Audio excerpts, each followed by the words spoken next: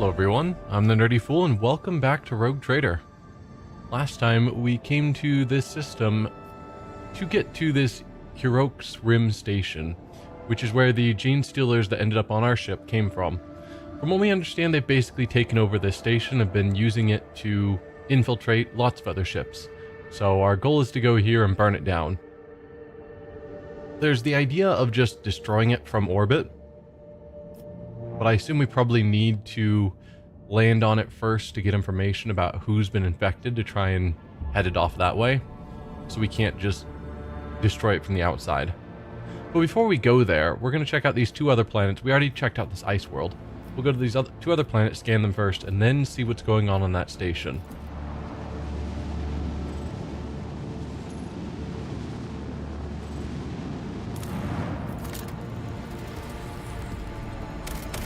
Nothing here. Perfect.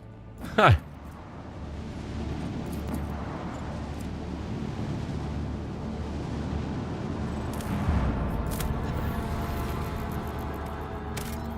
Seven plasteel. We have so much plasteel. I know I typically go for things that are above 5, but we have so much plasteel and so few extractiums that I'm going to ignore this.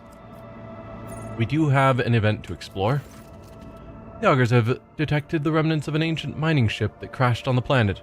It looks like it was carrying equipment and settlers to a new mining site. Searching the ship might prove useful, but it carries certain risks. I can talk. Only a 90% chance to succeed here. We could fail it. Conduct the search. Success. Good. The search team was able to retrieve the last surviving extractium from under the debris. They suffered no losses and returned to the ship triumphant. 1 extractium. Perfect. Always great. I guess time for the station.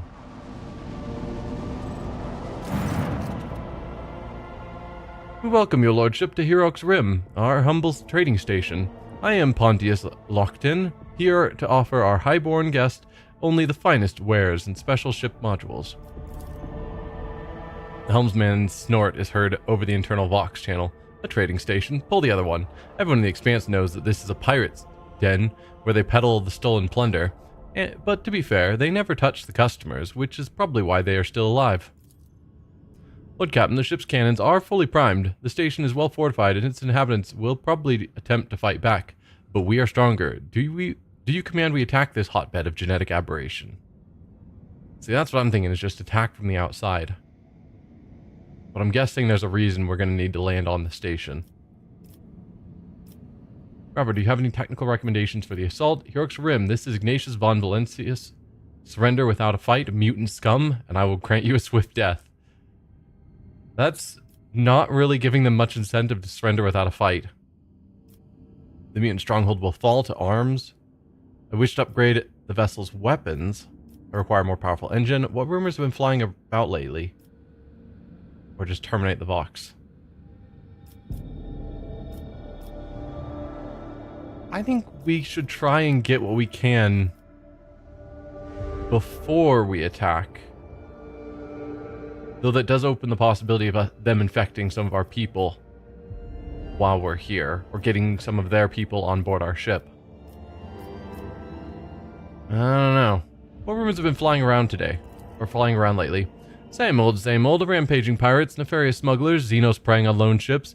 The valiant Imperial Navy alone fights them all, and we thank the God Emperor that we can enjoy its protection. There are rumors about a lone Adeptus Mechanicus ship, an ancient hulk that is reported to appear in one system or the other, only to vanish the next day. Who knows why it broke away from the explorer fleet, or what secrets it may hold, but this is just a tall tale, unworthy of your lordship's ears.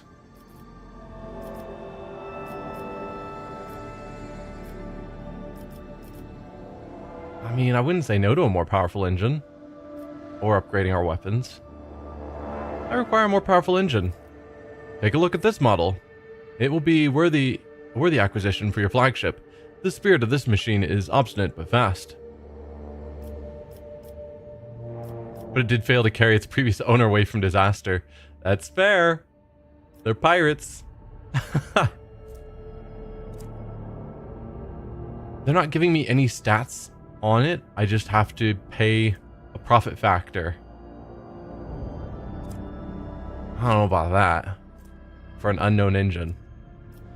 But it did fail to carry its previous owner away from disaster. Absolutely not. The previous owner was boarded at the docks. I apologize. I meant to say this merchandise is perfectly legal. Ah.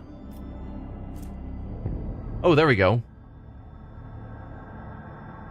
Saturnine pattern class 3 battering engine. 12 speed along with strong acceleration and low braking. In addition, it grants 3 additional void movement points when ramming. Okay, so you can ram farther. I think we're currently 14 speed, but we have low acceleration and low braking. So this would give us a larger section in that opening acceleration area for whatever purpose that serves.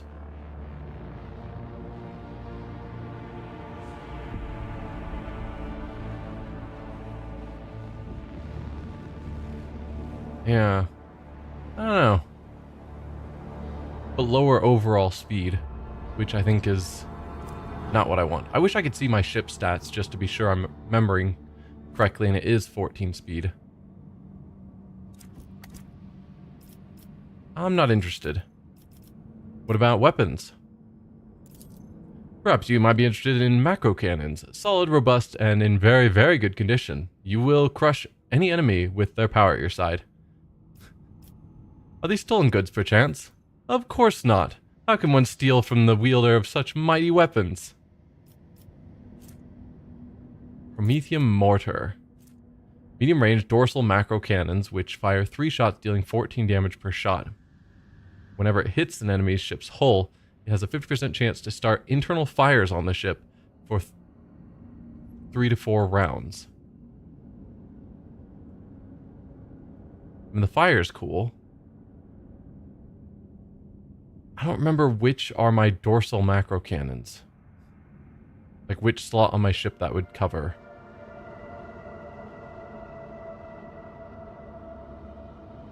Yeah, I haven't paid enough attention to my ship upgrades. I just fit things where they go. But I know we have several that do like 4 shots of 22 damage. That are long range. Medium range maybe? Feels like this is a downgrade except for the potential fires. Yeah, I still think no. Probably not. Robert, do you have tactical recommendations for the assault? I'd advise a decisive approach strategy. The station is well prepared for a long-range artillery duel. Rumor has it they traded with the explorators for improved macro cannon boosters and warheads, whose spirits can adjust the flight of missiles. In a short-range battle, their guns will be less dangerous. Okay.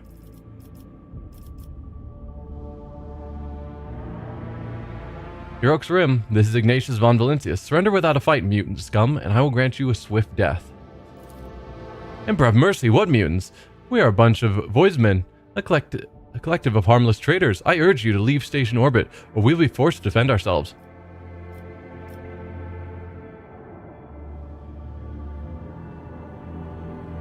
How can you prove the station has not been infested with genetic aberrations?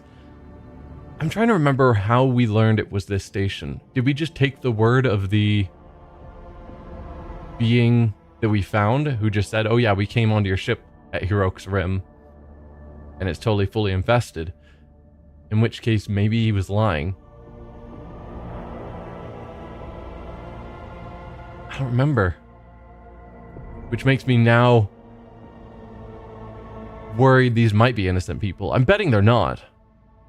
How can you prove the station has not been infested with genetic aberrations? I humbly apologize for my impertinence, but the burden of proof lies on the accuser. Whatever crimes may be attributed to us, they do not include aberrant mutations, and I must warn you that we will not go down without a fight. Will not fall for the heretic's deception. A mutant, one of you, revealed your hideous existence to us before he died.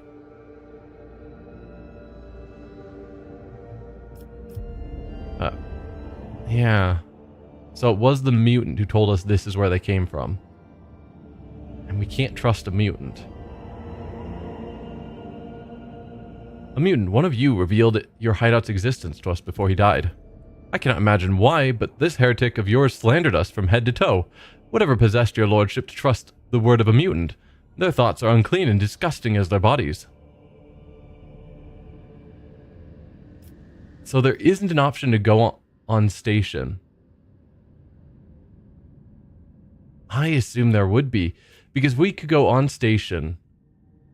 We could just capture, you know, a dozen random people, cut them open and see if they have mutation. And if significant numbers of them do, or even one of them does, just say, okay, we have proved it, you're dead. But instead they're giving us this choice of either destroying this station or leaving.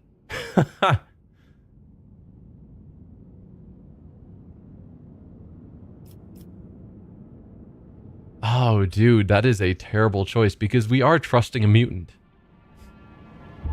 And I wish I remembered exactly how it played out because I think we had a psyker there. Did we have our astropath there at the time who was able to confirm? Like, part of me thinks that somehow we confirmed he was telling the truth or forced him to tell the truth or something.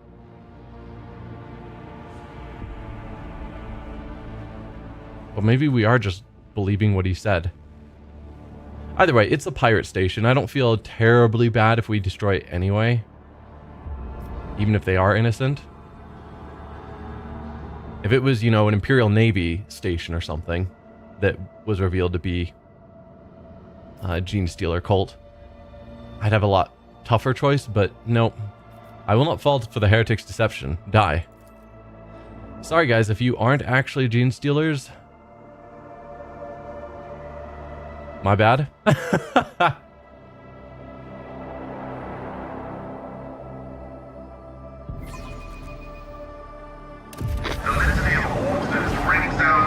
Oh, that is big.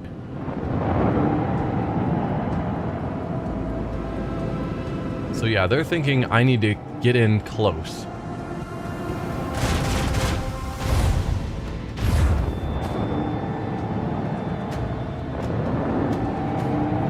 This is going to be a rough fight.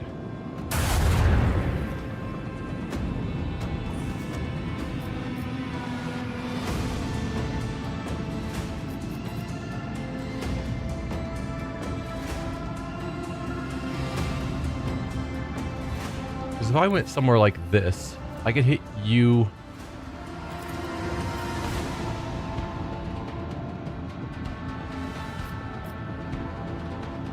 I could hit quite a bit. But I think taking out their control tower or protective field generator is probably the smarter call. Though part of me wants to take out their guns. But that gun can reach a bunch of stuff. This one can likewise reach some stuff. Can't reach the control tower, but we can hit the field generator.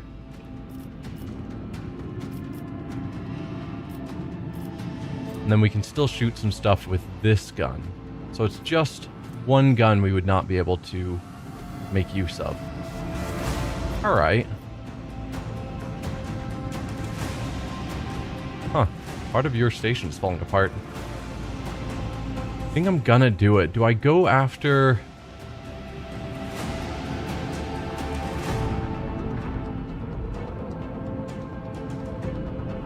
Yeah, I guess do I go after any of their ships or do I just go straight for the station? Take on their field generator. Although I'm guessing this dashed line is how far out they can shoot, maybe? That can't be it. Because part of me thinks I'm stepping into the range of their attack. Maybe that's where the field generator protects. I don't know what the dashed line represents.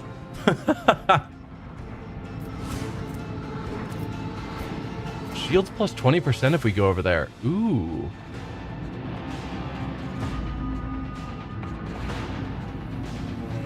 2 random weapons on the vessel are disabled until it leaves the zone. Additionally, there's a chance of internal fire. Less good.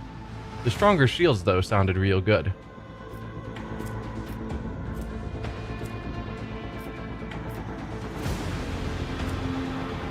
Yeah. I don't know.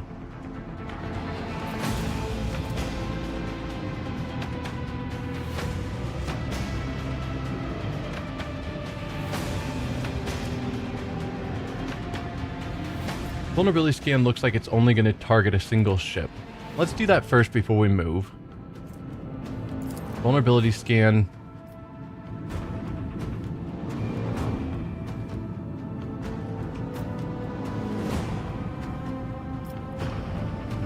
On the protective field generator, I think that's the thing I need to take out first. That's probably going to... Actually, can I look at any of these and see if they're getting bonuses from protective field? No. There's nothing obvious. Long-range focus shot, series of unaimed shot.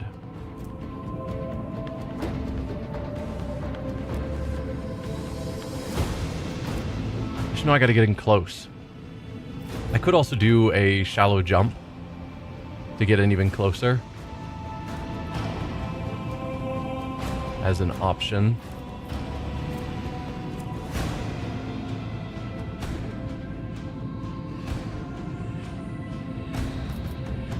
Swing run I don't need.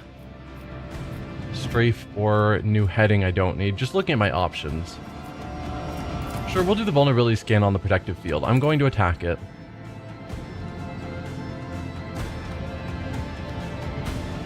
So do we know what direction it's vulnerable from? Is that arrow there showing it's vulnerable from that side? Maybe. In which case that doesn't help me. All damage dealt to the weak point highlighted by the vulnerability scan is increased by 30%. The facility is the source of energy for the entire base. If it was destroyed, all modules of the base would be significantly weakened. Turrets damage reduced by 50%. Control tower shields deactivated. I see. So yeah, that is the thing to take out to make the rest of the fight easier.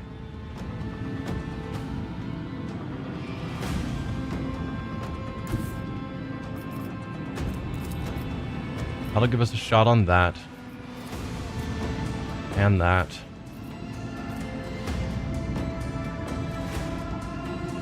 If I wanted to help take out that little ship, I could. Otherwise, I can fire on this one. Yeah. Let's just go for it. I'm done thinking. This one's going down.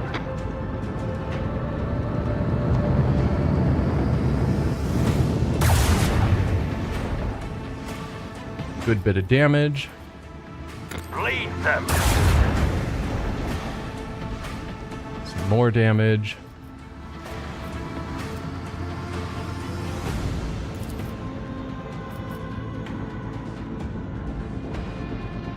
Fire right now. Not amazing. So we could do a shallow jump to get us up here. I could actually... No, I was going to say I could strafe and try and get over so I could use this, but I can't strafe that far. Shallow jump is just going to get us closer, which is theoretically safer.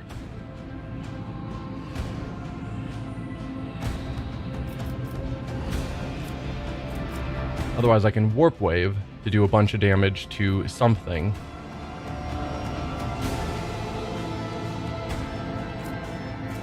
Is it more important for me to get closer? That is the question. Because I feel like if I get closer, I'm within range of more turrets. Though I might already be within range of all the turrets. Supposedly they're less effective up close. And I'm assuming Ravor isn't lying to me. So let's do the shallow jump. Just get a tiny bit closer. And hope that at least with this one, we should see that it's less effective because of how close we are. I'm hoping.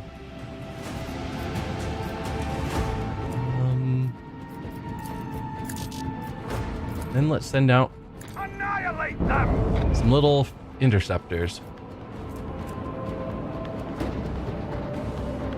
Yeah.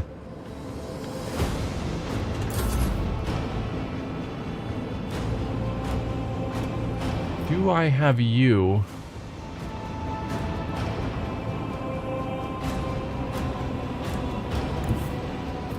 Shoot here as well. Can't see what kind of damage you'll do. But do I just want to focus down completely on just taking out this? I think so.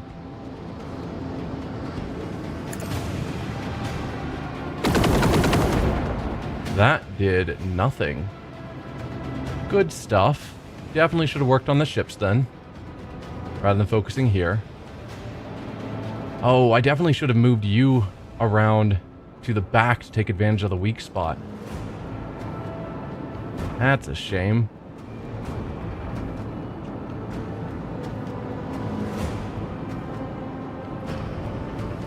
Well, I can move you there now, so that next turn you're ready.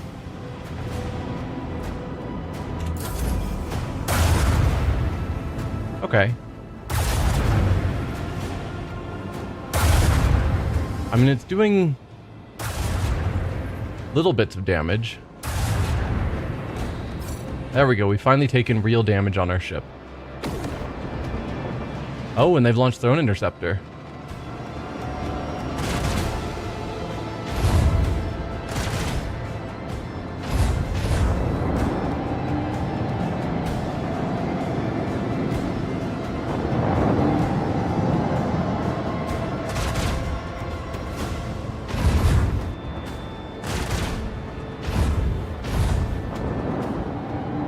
I really do like that I got this ship to just always be an ally of mine on all of these fights. Super useful.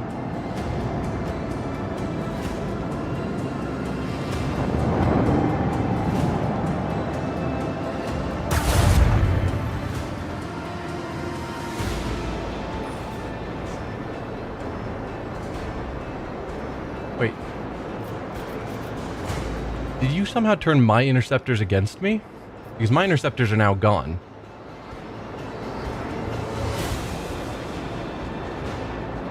I'm confused.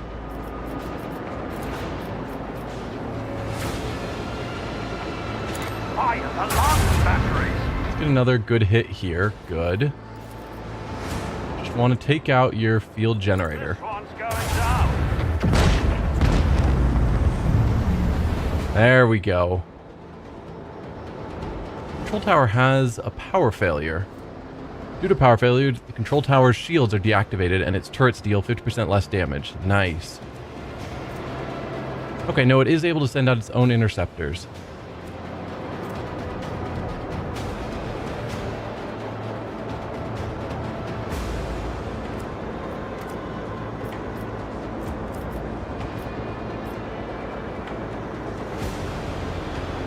I can't even turn. I'm just forced to drive straight into this thing.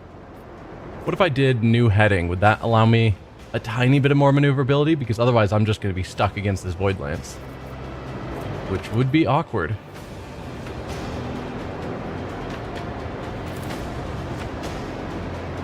Nope.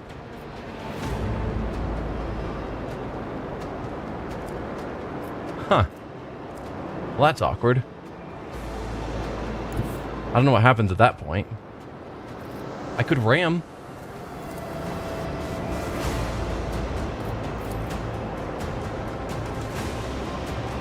I've definitely damaged my, or weakened my ram.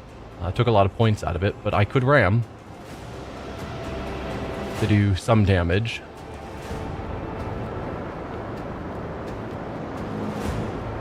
And that does feel theoretically slightly better than just running into this. Though I have no shields on the front anymore, or minimal shields on the front.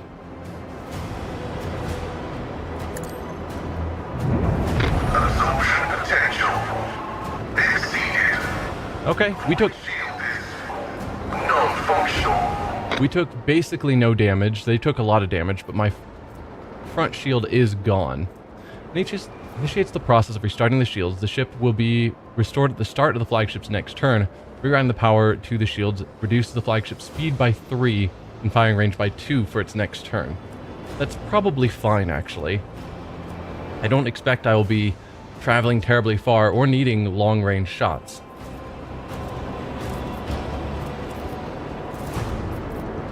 Alright, and I guess I will just take a shot at this random turret. Another salvo! I can't send out interceptors. Because I'm too close, I guess. I can't do a warp wave on the turrets? That is a shame. I am just jammed up against this turret, and it is bad for me. Well, attack the interceptors, I guess. That did no damage. Odd.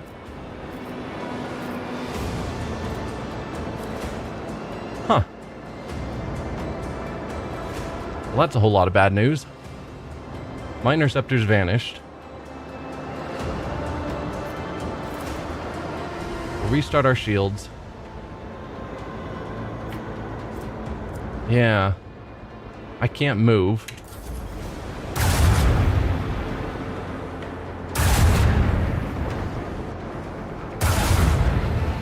See, that hurts, because I have no shields up front.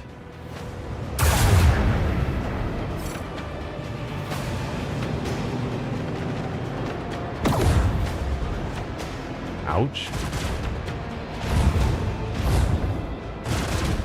Yeah, the fact I can't send out my own ships and I can't turn or move. Mistakes were made. I should not have gotten that close while being forward facing.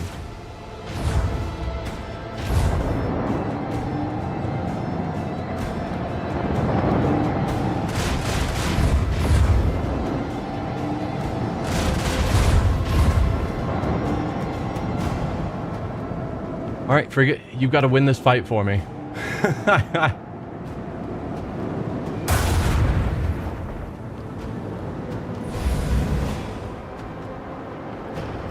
Okay, back to us. I can turn finally. Nice. Unfortunately, I'm turning into their station, which I'm sure is going to stop my maneuverability. I need to be out here. Oh, I can strafe. Right, I tried to do the new heading. I should have strafed. Let's start with our shots first. I cannot shoot you, unfortunately.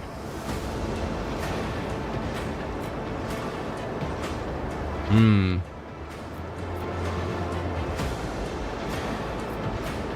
can hit you with this. So I shall. Fire the last batteries. Because that's the thing that needs to die most. And if that's the case, I can strafe over to the side.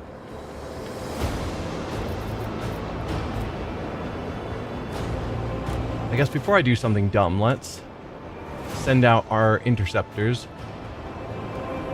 Torpedoes, locked! That way I don't get jammed into a position where I can't send them out again. I can fire you onto these. Or do more damage to that. But the interceptor did the most damage, so I'm going to take them out. Macro cannon, volley! If I can. I cannot. So either I can target you right ahead, or if I strafed that way, I could target the control tower. Or technically I can move forward a little bit and then I'd be able to target it anyway.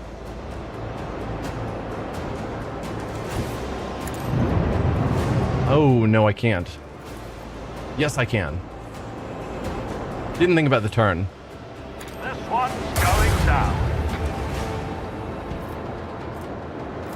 And I can still shoot you.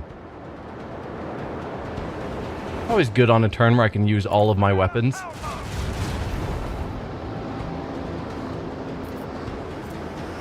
I could use the Imperium Storm just to do some serious damage in this area. 7 attacks, each of which targets a random enemy within an 8-cell radius.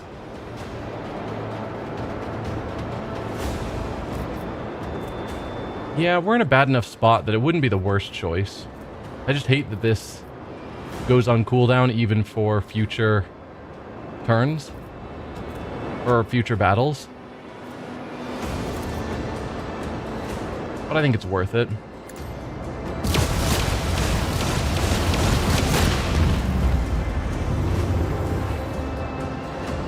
Alright, that turret's gone. Oh, I now have a lot more movement. Okay. And I've got to end up in this outer ring. Which means no matter what, I'm kind of not facing where I want to be.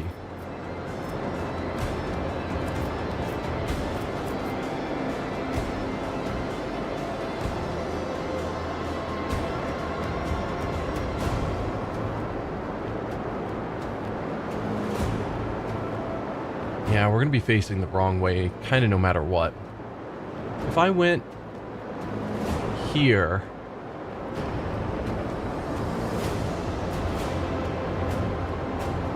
the next turn, I guess if I was facing directly away, regardless of which path I chose, then next turn I could do the swing run to get back to facing where I need to be.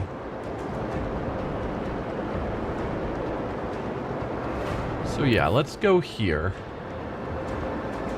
I think. Set the course.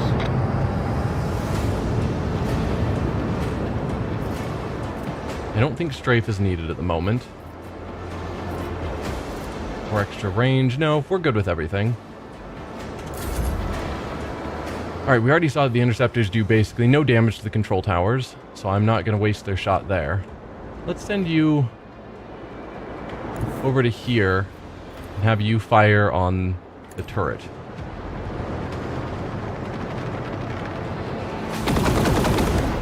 Okay, it still isn't doing a ton of damage there, but it's doing some.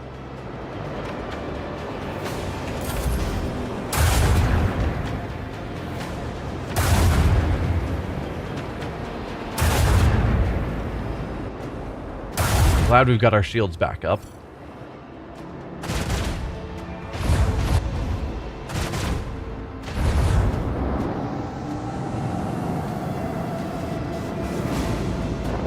And yeah, I'm just leaving him to fight all 3 of those ships by himself. And he's doing a fine job. All things considered.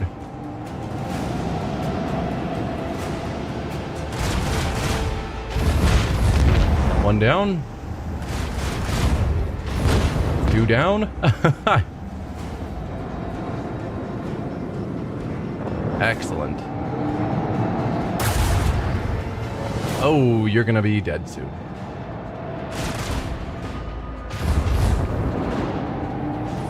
Still alive, barely.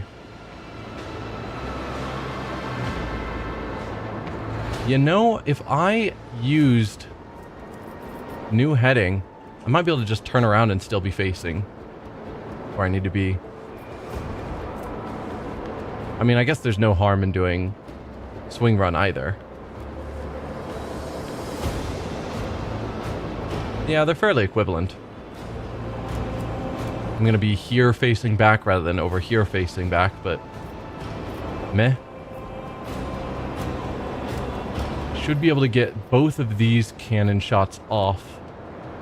I don't think I will be able to do anything with either of these.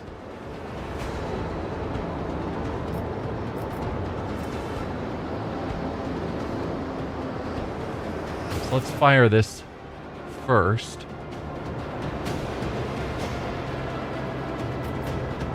Oh, we've actually got this still going. So I should probably just keep using it. How many rounds do I have left of it? Can I see that anywhere? Not really. Well, keep it going.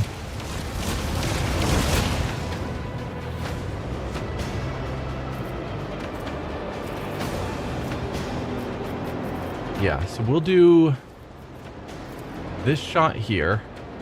Macro cannon, volley! Then a swing run. The I'm hoping that's not putting me inside of this to take the damage from that. I think it's not. Good.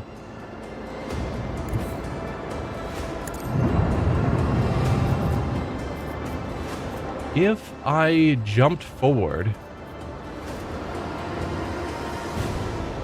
I could actually use this gun. How about that? Bleed them.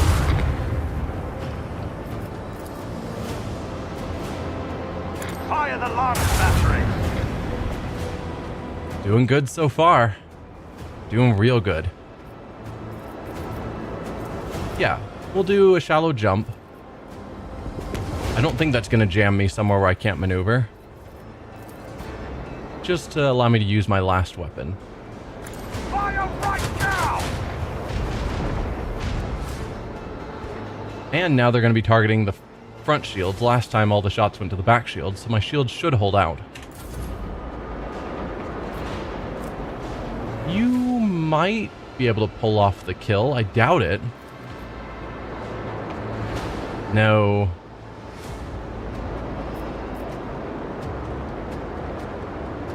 How many shots do you do?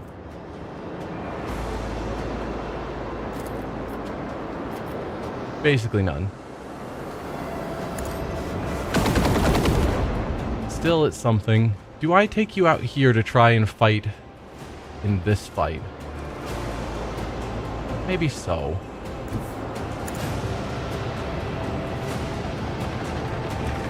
You're not doing a ton to this fight.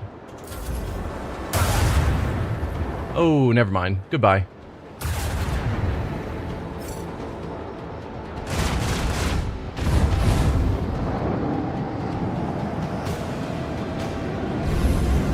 Nice recharging of the shields, but you're going to be taking extra damage from being in that field, which might just kill you anyway.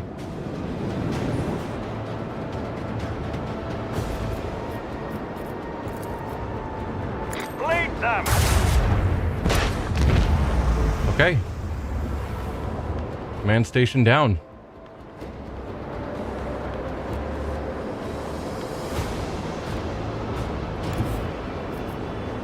Can I get within range anywhere? No, just barely not. I no longer have the jump. Shame.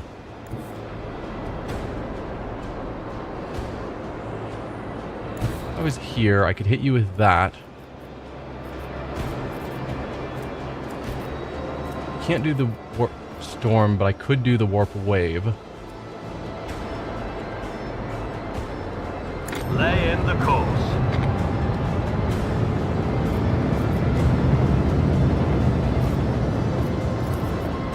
Fire the launch batteries. Good. Warp wave. For the glory of the Imperium. There we go. As it should be. And I think my helper ship didn't actually die. Not that it matters, I'd get a new one anyway, but still. Well done. Some trophies, some scrap. Probably need to do some serious repairs on my ship. Lord Captain, the resistance is broken and the cleanup parties are landing on Hurok's Rim. What are your immediate orders? Make sure none of the mutants survived? Absolutely. Search every nook and cranny for anything of value and bring it back. The station should be full of caches packed with plunder. Also good. May this station serve the Imperial Navy and become their outpost. Hurok's Rim remains a valuable trade hub. We'll continue to do business with pirates. From now on, this station is mine. we'd get some relationship and profit factor. Relationship with the Fellowship of the Void, which is the pirate faction, I believe. I want the station converted into an outpost and towed to the Mundus Valencia system. Let it guard my capital. Plus 15 security.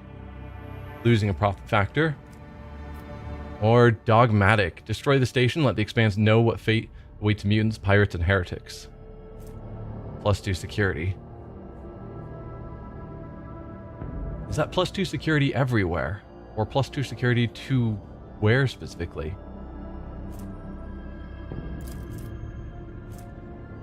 Security for all colonies. Was this...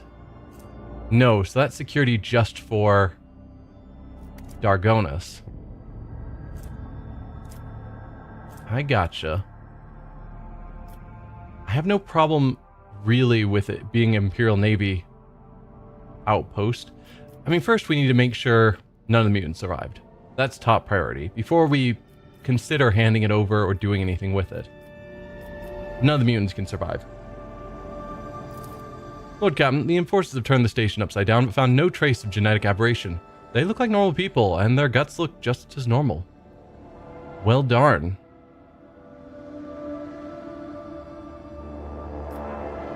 That means we were lied to and this is not the Gene Stealer home base.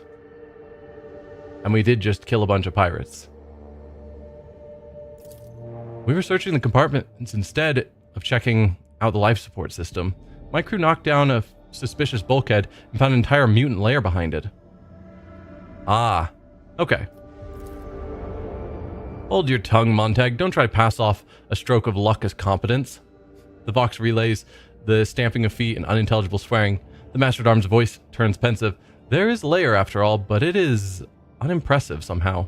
All the symbols of their foul faith are simple, crude. A few sleeping bags, primitive weapons, a decrepit Vox station, and almost no records of future planned actions. I was of the opinion that our previous foe posed a greater threat than this. So there is...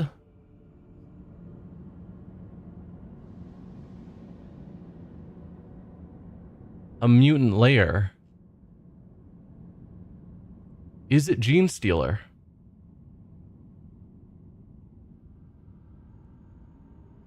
I mean, the fact that there's mutants on a random space station is not a surprise. Is it the mutants we're looking for?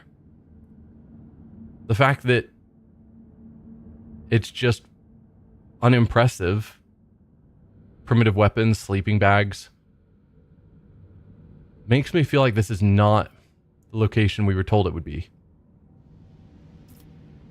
Alright, bring everything of value. 3 ship components. Cool. The shuttles with trophies are already on their way to the flagship for unloading and inventorization. But what about the station itself? I dare say it is a more valuable asset than the recovered commodities. Okay, so those are the engines we had that they were offering. We found one. Promethium mortar. That's the other thing they offered to us. Disruption plasma arsenal. Allows ionic blasts to be fired from plasma macro cannons. Ionic blasts never score critical hits. When hit, the ionic blast immediately removes the target shields from 3 sides, excluding the side furthest from the attacker, and it flicks the ionic effect on the target, reducing its hits and critical hit chance during the next round. That's pretty cool. Just strips off shields. Provides voidship weapons with targeting data, granting 85% hit chance and 10% critical hit chance. This is a low emission auger, which makes the voidship more difficult for enemies to hit, increasing evasion by 15.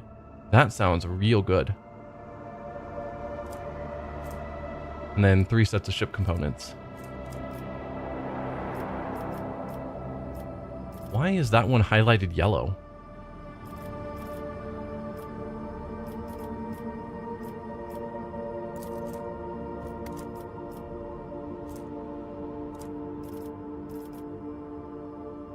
I don't know.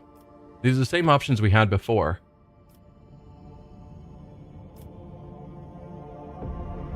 I mean, that's the dogmatic option. I don't choose dogmatic as often as I should.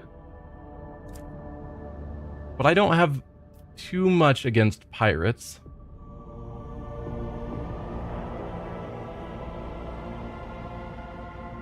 I guess the way I've been playing it is very not dogmatic of I'm cool with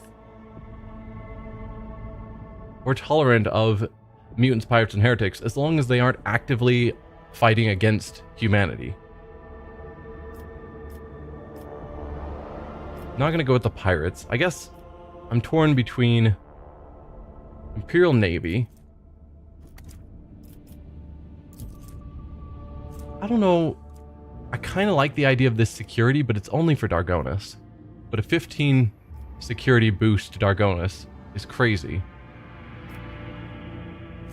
2 security everywhere would be awesome. Is it more awesome than relationship with the Navy? And I think the answer to that is yes.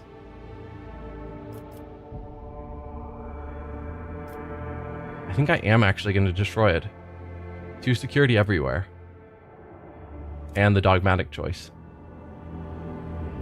I just don't know why this one's yellow. It makes me feel like it's an important one that I should be taking. But 5,000 relationship with the Imperial Navy is pretty easy to get. I mean, not terribly easy, but not bad.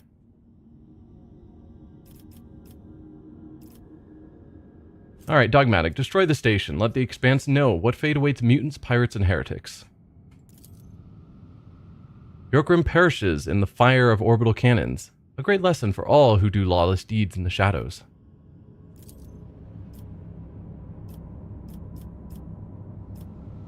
Yeah. Voidship management. So we've got Disruption Plasma Arsenal, which would go into one of these slots. Allows flak shots to be fired from kinetic macro cannons. Flak shot deals... I didn't really care for that overly much when I saw it. So I'm kind of fine with replacing that.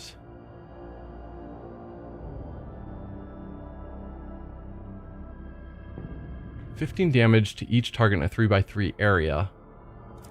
When I saw it, it was out of one of our side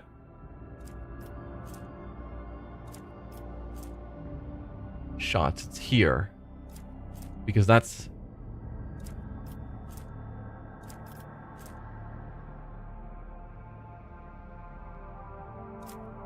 it's plasma battery versus this might be kinetic. Because it's just doing regular damage.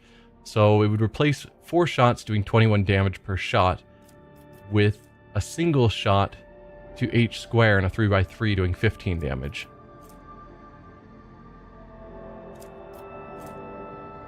Yeah. Let's replace that. Now you replace our auger array. Provides voidship weapons and targeting data, 90% chance to hit, 5% crit. This is 85% chance to hit, so it drops more crit chance, but also increases evasion. Which I think is worth it. Yeah, 14 with low acceleration and braking, 12 speed, strong acceleration, low braking, and more movement when ramming. I think I'm going to go with the more speed that I have right now.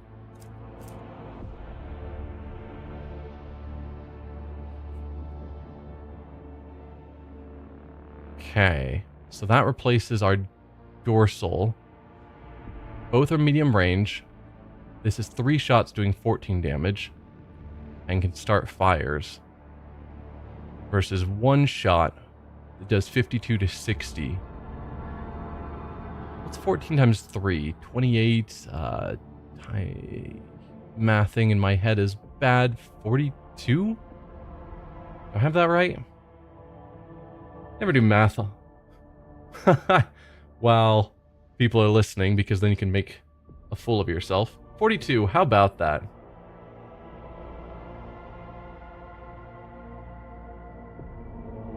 So, maximum damage of all 3 hit is 42, as opposed to the 52 to 60. No, I think I'm going to keep the God's Bane lance weapon. Fires sound cool, I guess, but no. Let's repair our hull. We got more scrap than we spent to repair ourselves, so that is a win. So we can upgrade our ram, which we did actually finally use in a fight. Alright, let's head out of this system, now that we've resolved all of that. But it leaves a giant question mark of where did those gene stealers actually come from, because it doesn't feel like they came from here.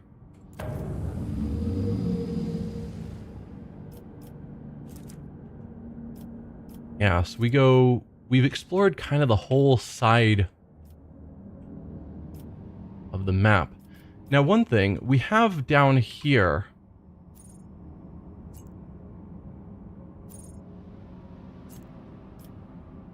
an Eye of the Magnetic Storm, that we weren't able to study because we didn't have a good enough auspex.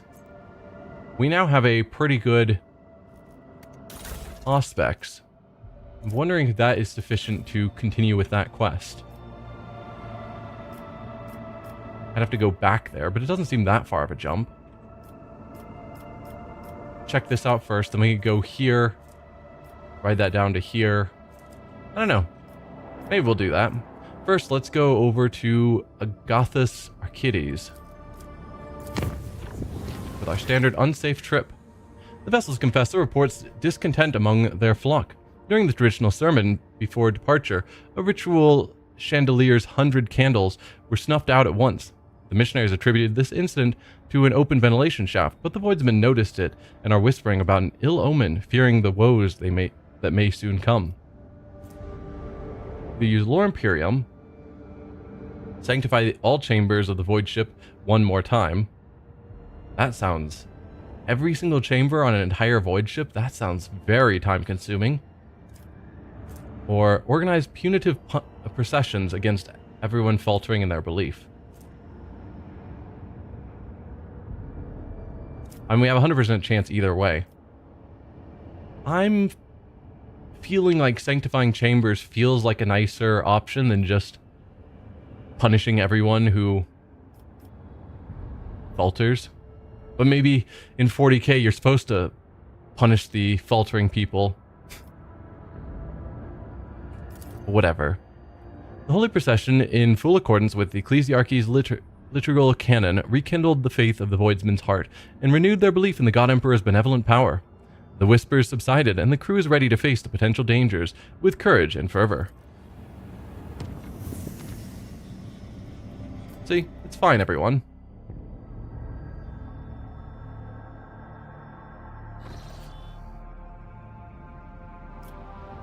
So we've got 4 planets and a Hulk. We'll save the Hulk for last, I think. Let's check out... Oh. 2 things in this system. Oh, the void ship remains. For whatever reason, I thought that was my ship. Okay, I was like, hang on, there's 2 things on the mini-map. Alright, we will save both of them for last and check out the planets first.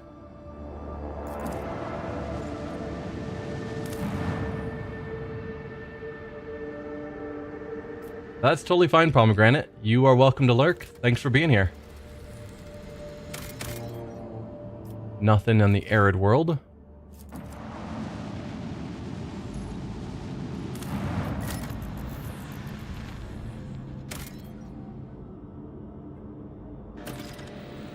Nothing on the lava world.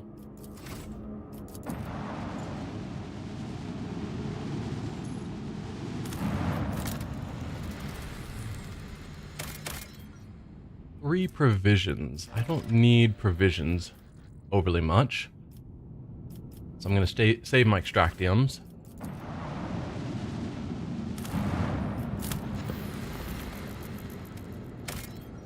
An event. The rings. The giant rings on the planet's surface can be observed even from orbit. Let's examine the rings. It has emerged that this planet has a native species of giant insects similar to Terran ants, Just like ants, they sometimes form so-called death spirals, in which one creature follows another without realizing they're going in circles. These were the rings discovered by the ship's observers. The strange phenomenon that was originally suspected to be a sign of warp activity or nefarious xenos structure turned out to be a quirk of nature, and a tragic one at that. Rings so large. I mean, they're giant insects, sure, but large enough that they can be seen from orbit? Dude. It's a lot of ants, or these ants are gigantic. That's all planet scanned. Which do I think is more exciting to check out? We'll go to the void ship remains first, and we'll check out the Hulk later. Lord Captain, the augurs cannot determine who the ship we approach belongs to, but the telemetry clearly reveals it is an Imperium vessel. The hull is badly damaged, and there is air in some of the chambers, which means they are hermetically sealed. What are your orders concerning the discovery? It's now the order to prepare my troops for boarding. I will personally take part in the exploratory expedition. To avoid all contact with the wreck, relay the order to keep moving. No, we are going to personally take part in exploring the vessel. Region, Cineris Maleficum. Agarthus, location Agarthus Archides. Material, extract from unofficial news sheet, window on the bridge, distributed on the middle decks. Recorded by unknown. Note, the veracity of the recounted events is questionable. We who walk down the same passageways in the same bays, day after day, we who are born live and die to the hum of the ship's machines, we forever hunger for the small glimpse of another life, and for a chance to see the heroes who tirelessly fight for us for the glory of the Imperium.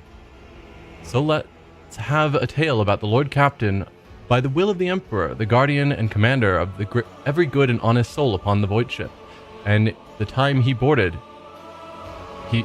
a vessel named the Fireborn. Like a dead whale cast ashore by the inexorable force of the swell, the wrecked vessel was a confronting sight for its unwitting visitors. Some bays still retained an atmosphere, but there was no life anywhere. The ship was dead, its machine spirits dissipated in the darkness of space. It was just the husk left, and the rogue trader's crew were to become scavengers, swarming the carcass of a fallen Leviathan. Our Lord Captain oversaw the expedition personally. He decided to train the penetrating gaze of the augur rays on the damaged ship. 100% chance to succeed, or to have Adira Talas deal out a course. An unholy psyker she may be, but even souls as dark as hers submit to the Lord Captain's will. Let's first use the augurs. The augur's keen eyes scanned the eerie vessel, identifying that the void ship was gravely damaged and was in the process of final erosion. There was very little time to explore it. 3 sectors seemed the least damaged: the bridge, the middle crew deck, and the service bay. After exchanging a series of trills and warbles in their mysterious and ancient language, the tech priest responsible for the augurs reported to the Lord Captain that they had glimpsed signs of valuable components in operation in the service bay. Lord Captain's next step was to, I guess, have Adira Talas feel out a course. We don't use her much, but she is still a very well-trained psyker, though unsanctioned. With hostile eyes upon her, Adira sank into a trance. When she resurfaced, she reported that the ship had been victim of the warp. The bridge had suffered worst of all. It was the section that provoked the greatest anxiety and trepidation in the psyker. The service bay was the least damaged section, though Adira spoke of it with no particular interest. Lord Captain's next step was to turn his attention to the scouts units awaiting instructions. Lord Captain had decided which of the 3 teams he would lead, which 2 would be entrusted to their officers. Let here be known the names of those honest people who stood before our rogue trader in that moment. The taciturn and grave Young Ho Son, whose word was as firm as his handshake. Captain Vesti, whose jokes will be remembered by everyone on decks 3 to 5. Captain Matina, the senior officer of the 3rd unit, known to many as Grey Matina. She had been leading units back when the current crop of scouts were snot-nosed kids. No one on the deck was in any doubt that navigating inside the wrecked ship would be difficult. The units would be separated by kilometers of twisted metal dead modules devoid of atmosphere, collapsing passageways, and hull breaches the size of a house. The only thing connecting the brave teams would be the delicate thread of a Vox link. And so, after weighing up the options, Lord Captain chose to go with... Interesting. So, we've got 3 locations: the bridge, the crew decks, and the service bay. The service bay has interesting devices, or... how is it phrased?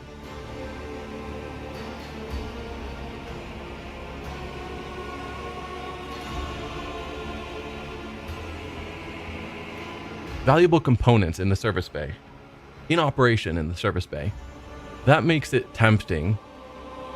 But the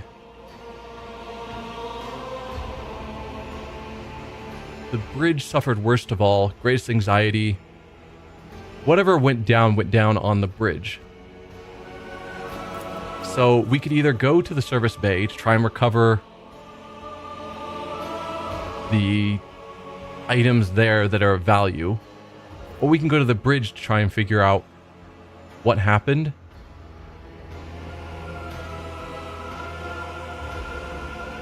Likely the bridge is the most dangerous, and so that feels like where we should be. And we just have to trust that Grey Matina can collect whatever valuables there are in the service bay on their own. I think that's what I'm leaning towards.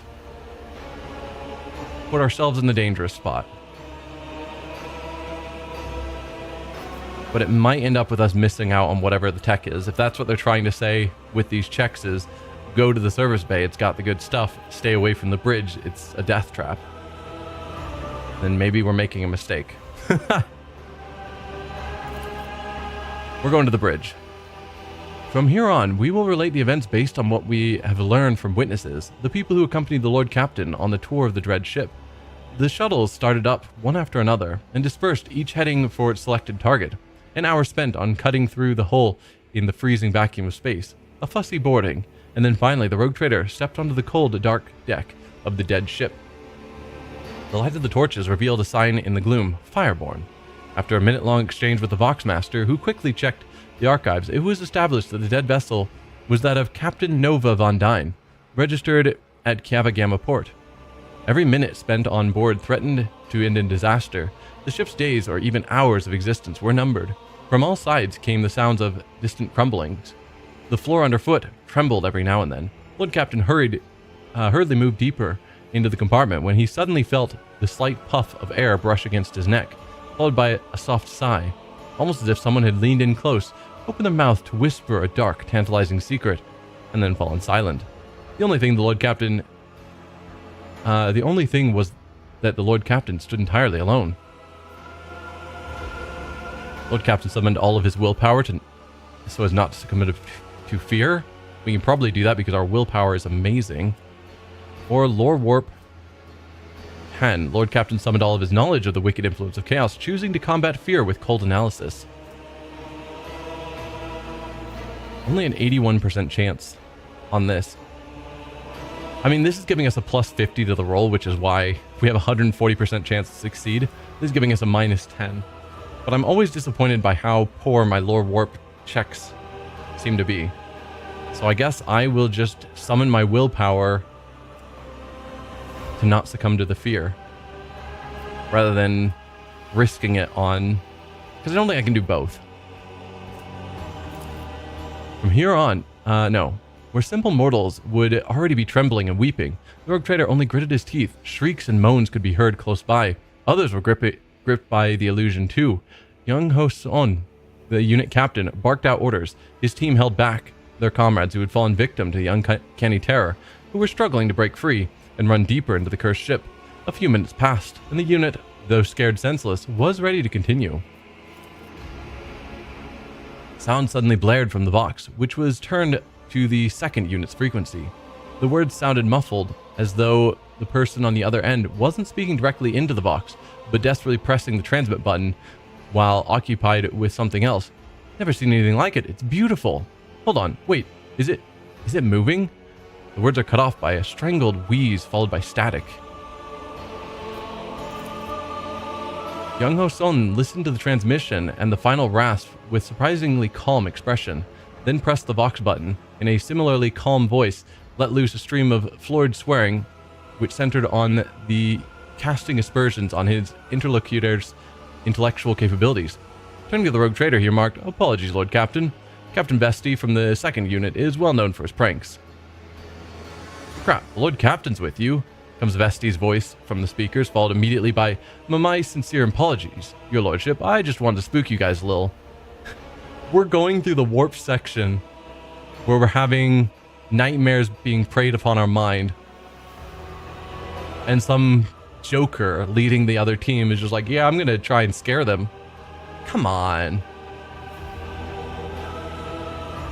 Lord Captain immediately informed Captain Bestie that he would be severely disciplined upon the expedition's completion and demanded a report on his unit's activities.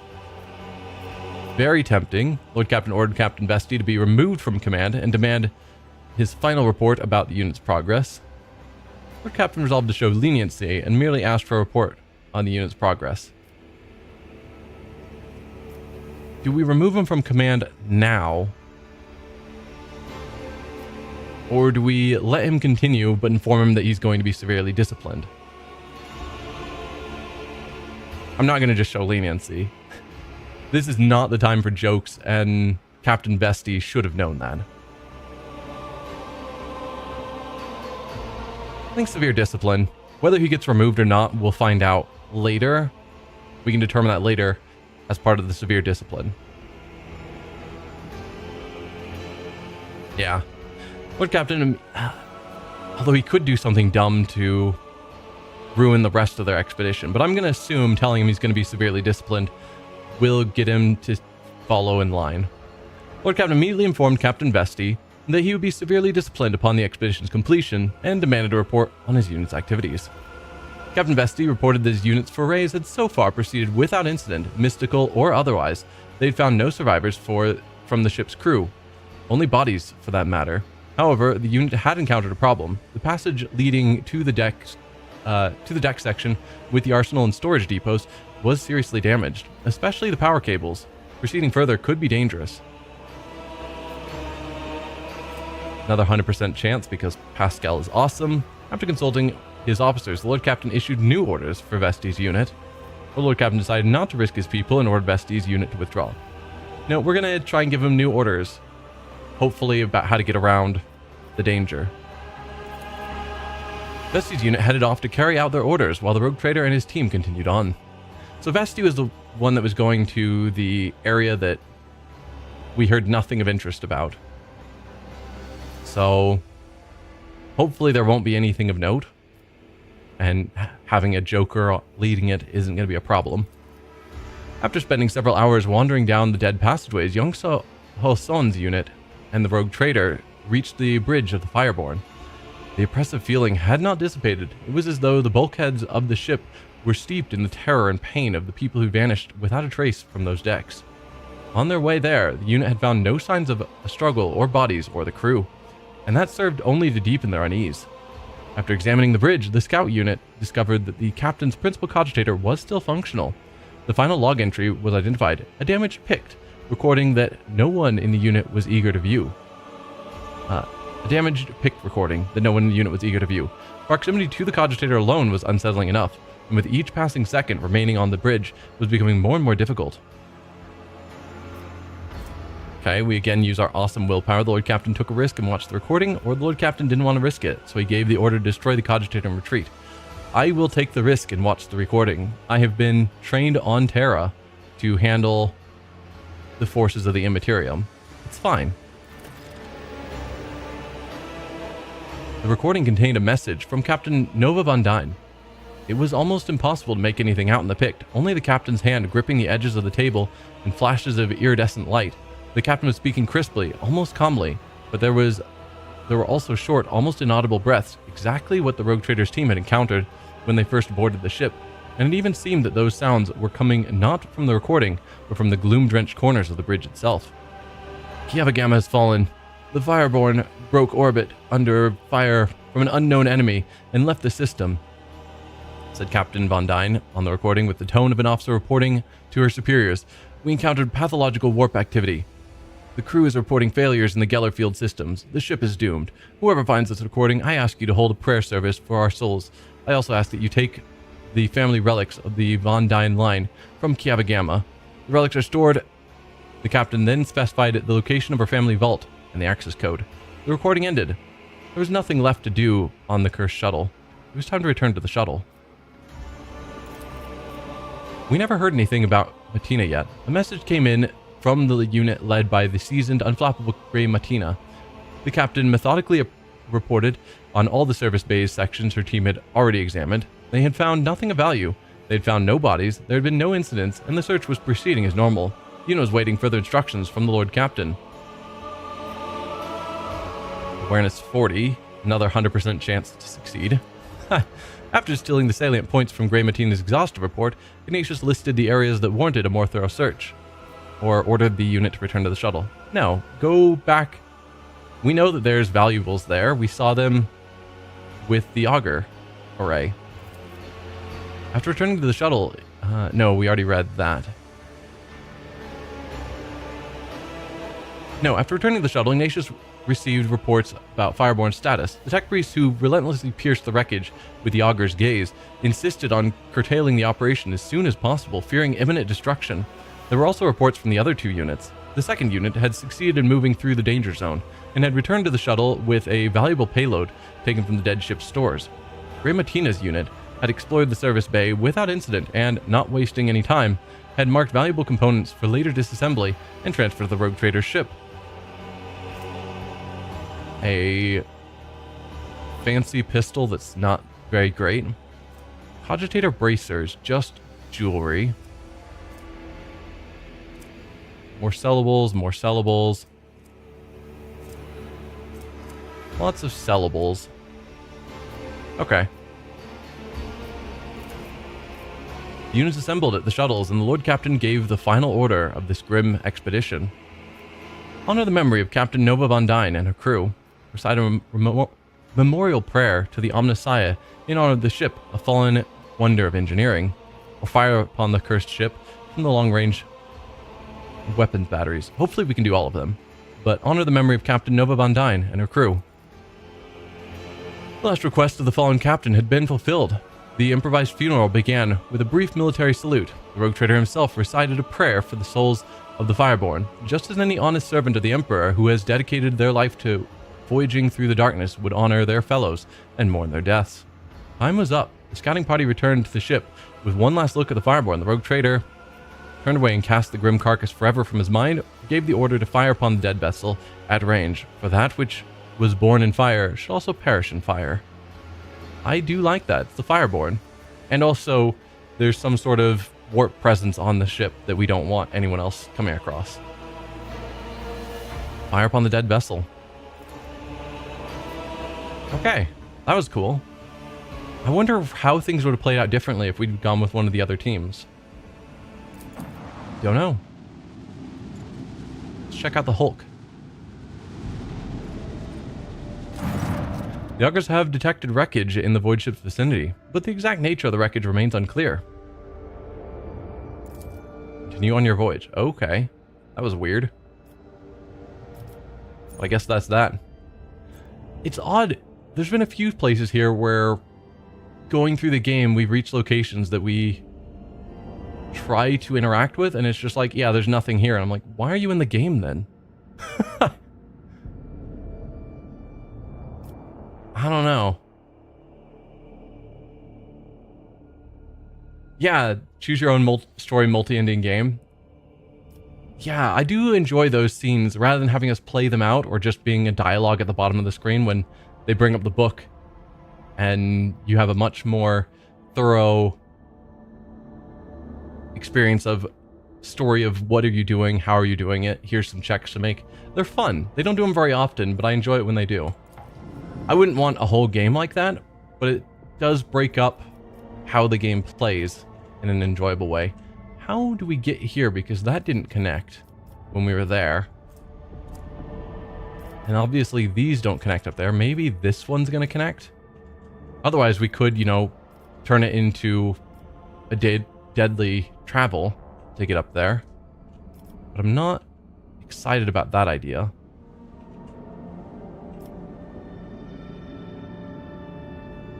We also don't know how to connect to any of these from where we are. Presumably from here, it'll then give us routes around.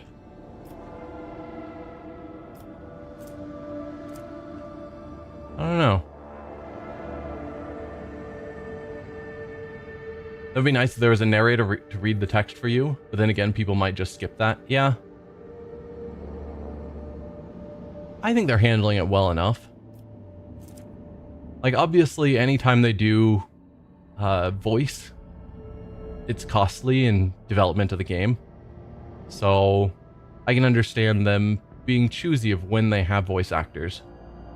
And just having a book that's going through narrative, particularly Choose Your Own, where people are going to be branching into different paths, then they're not going to bother having it voice acted. Though it would be nice if they did. I'm not surprised they're not. So I do want to go down to here, I think, to try out the magnetic storm again. We've got this really awesome Auspex that's like gold and shiny. I'm hoping that's sufficient. So let's start traveling down. Glad you're reading it all out aloud, though. Yeah, I've watched some playthroughs of games like this, like various CRPGs, where people just sort of skim the text, and I'm like, I much prefer it when people read through everything so that I can get more out of it. Or if I'm not paying 100% focus on watching the playthrough, then I just miss out on what's going on because I'm not reading it and they're not reading it aloud. So this seems to be a way that I prefer watching these sorts of things, so that's how I'm playing them as well. You right now? Yeah. It just seems better for everyone to just read it aloud. While traveling through the Imperium, the crew on duty in the loading bay 7 heard what sounded like the hissing of a giant snake. The terrified workers sent out a Vox message, then locked themselves in a shipping container and welded it shut. The response team sent to the bay found no sign of warp activity. Unfortunately, by the time they arrived, the workers had suffocated. Well, that sucks. Why would you weld yourself into the box? I guess if you were really terrified by a giant snake. I don't know. Air holes, they're important. The ship left the Imperium and returned to real space. Although maybe they thought it was some sort of like breach in the atmosphere, then making sure there was no air gap would make sense. Emergency aboard the void ship. A foul warp entity has pierced the thin veil of the Geller field and spawned unimaginable beasts of unnatural hues. The Vox systems are picking up the crewmen's screams and the warp field's loathsome giggling. The situation demands immediate intervention. The warp field is giggling? That's a problem. Rogue Trader and his crew will personally go and face these contemptible foes. Crew will receive military gear, blessed by holy gifts. So it's same as we had last time where we fought a bunch of Nurglings. Where we can either go ourselves or pay some of our cargo to just have it dealt with. We'll go ourselves. I'm fine with dealing with some trouble on bridge ourselves. Who do I think is best for hunting demons? Probably Heinrichs over Abelard. Yeah, I'm fine with using this group. I mean, Abelard's good because we're on the ship, but I doubt there's any crazy lore related to these events. They're just like side events usually.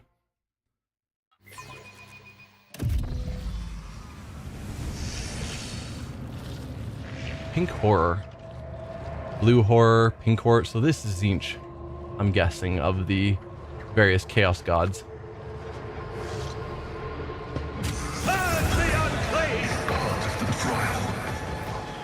Alright. Where do we want to go? Wow, I can put people up on this ledge? Even though there's no path to get up onto the ledge? That might mean there's no way to get back down if we are up there, which would prove problematic. I don't really want to have anyone standing in that either. And that's not cover here. Or there. Huh.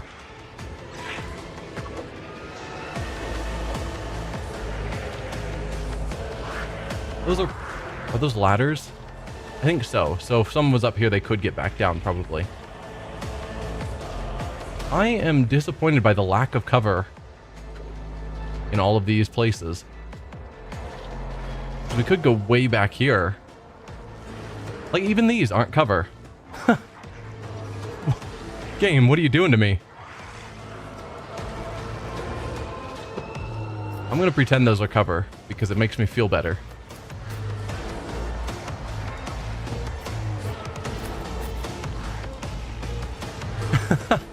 Even though I recognize that they're not.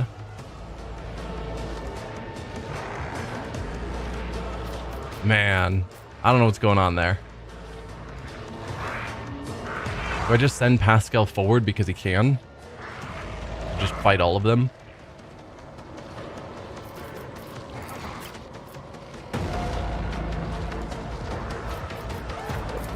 Heinrichs, you can get all the way up to here, actually. It's kind of in the warpness, but I'm hoping it's fine.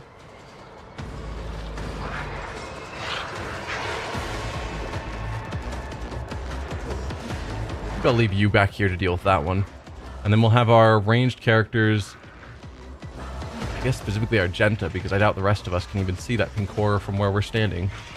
But yeah, the rest of us try and take out that pink horror. What do I send?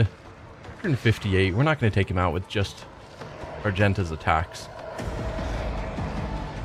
What if we move Ignatius to here? He'll be able to see probably then. Yeah, maybe that's the right call. Alright, Cassia. Can you seriously not see him? Ah, of course not.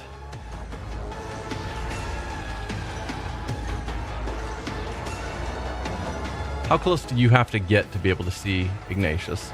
Okay, you can see from there. Not there.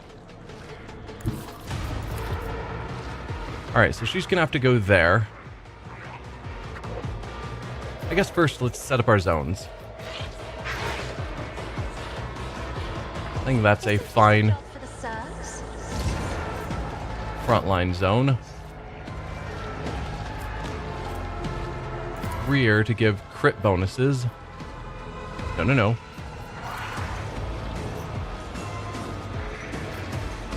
Give it to both of you. I'm not accustomed to being possibly not as important for Cassie to have them.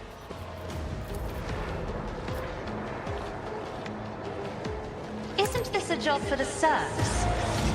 Something like that seems fine. So I could go 1 AP on Reveal the Light on Ignatius. 1 AP for Voice of Command. 2 AP for Bring It Down. Which would leave 1 more AP on something like Kill Zone or moving them around. I'm fine with that plan. Voice of Command. I am a navigator. Reveal the Light. Willpower is great. Bring It Down. If you insist, Lord Captain. And because he had Voice of Command, he was then able to... she was able to use it on him while standing where she was. Start with lighting ourselves on fire. As always, then orchestrate flames. Unfortunately, that did use up our AP. Sometimes it doesn't.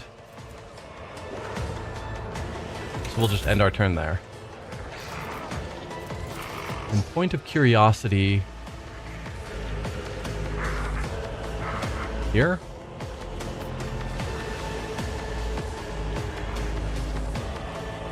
Sure. I'm not accustomed to being ordered around.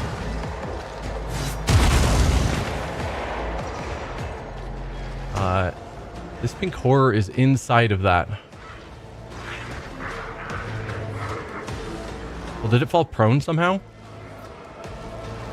I'm guessing Heinrich's tripped it, maybe? As if it's trying to run past? Not sure. Because it can't actually be in that square. It's got to be in... Although we're able to walk into these squares, so it can't be in that square either. I don't know.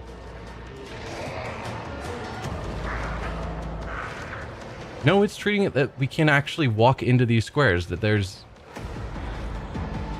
I mean, I know it was saying it's not cover, but we can just straight up walk through these squares. Huh. It's like those items aren't even physically there.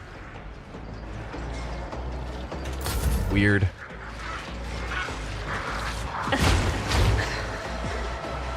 There is only death. Yours or mine. Focus, Van Kellogg's. Focus. Okay. I don't know what Twisting Path is, but just hit all of our people with it.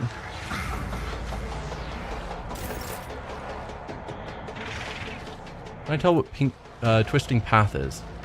For 2 rounds, you have Twisting Path. Melting, psychosomatic trauma. Cannot use psychic powers. Oh, that's bad.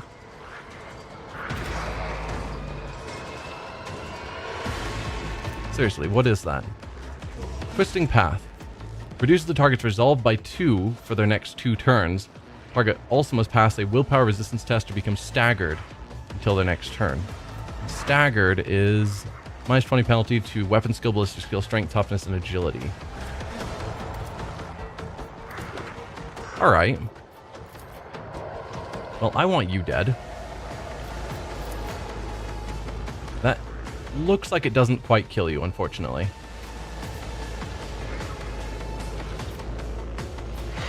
Okay, this pink horror is out of sight. Oh, because of that, which is a real object. I was like, these are apparently not real. How can it be hiding? It is not. So 2 AP to do tons of damage to you. Which seems like a reasonable choice. Then I can do run and gun to get another hit on someone, possibly you. Nothing I can't do. All too easy. Run and gun. So that guaranteed kills you. Or I could just use it on some of these other guys. Can't see that pink horror, sadly. Let's get the one behind us. Oh, there's something to be said for taking out the ones in front of us that haven't yet acted. Not a problem for nothing of value has been lost. Whoa. I'm not supposed to... When you die, you turn into a blue horror? They can still cast Twisting Path. Well now. That's not part of the plan. Or you turn to 2 blue horrors. Even worse. One of which goes right now. Huh. Well, that isn't amazing.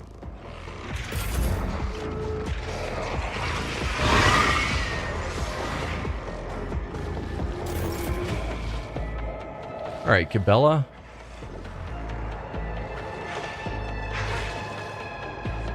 Put her in a couple of spots to get attacks from good directions against them.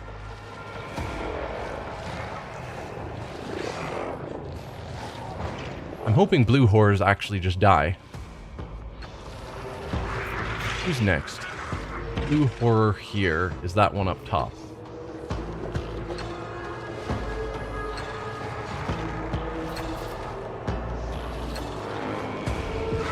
Let's go after this pink horror. I have you blade dance from here.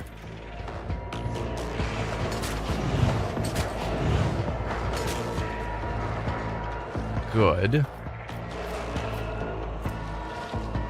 Then you can do aim for the opening. Honor ordains. a nice solid strike on it. Others will see it done.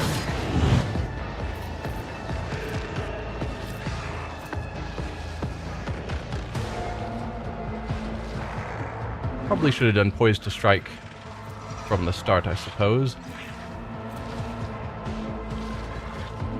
It's cost 0 AP. Seems really good. As the tenants demand. Sure. Poised to strike Trust. and hemorrhage. My blade whispers your name. And nothing else really important to use, so stay there, I suppose. Heinrichs.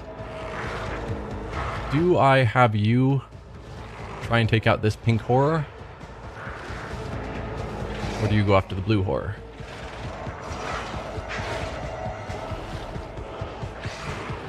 Or get up here and... No, it's not much you can do against them. They're not in a line, so your cleave doesn't help. So I could charge. And then get another attack. I can't do any of his psychic powers because... Demon's ability, so he can't do his Iron Arm or Word of the Emperor or anything. So yeah, probably just charge. I kinda wish you would stand there instead.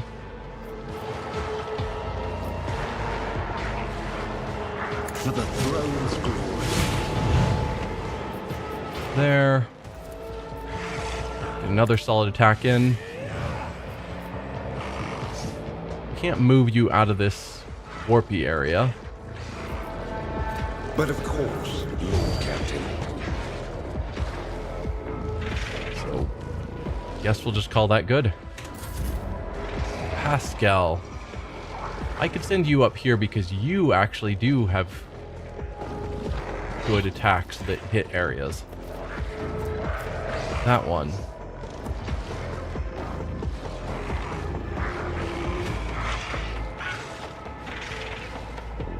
Yeah. Is that the call? I think so. Instead to the side of you, so I guess we'll send you here. Activating calculate security algorithm.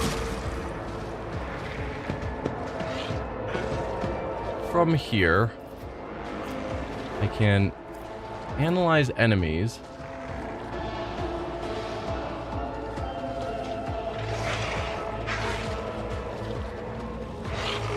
Could give you bonuses to your armor and dodge. Not the worst call. Let's do reckless abandon as usual. Analyze enemies on, I don't know, that one.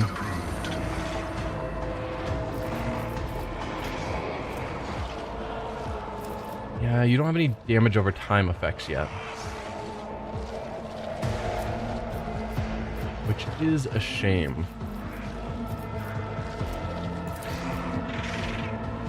Running binary. That didn't do the level of damage I was hoping it would. Then heal yourself up. Function is one.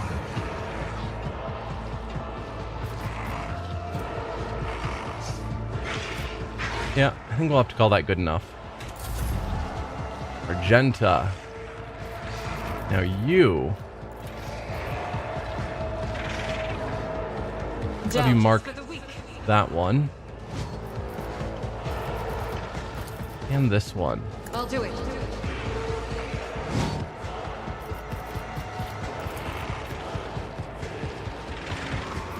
So I think claim the bounty would be sufficient. It's going to do 26 to 37. That does 44% damage. Sounds like a no. That's not going to be sufficient.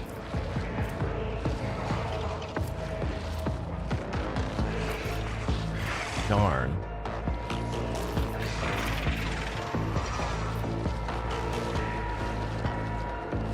And it does kill, but that's it.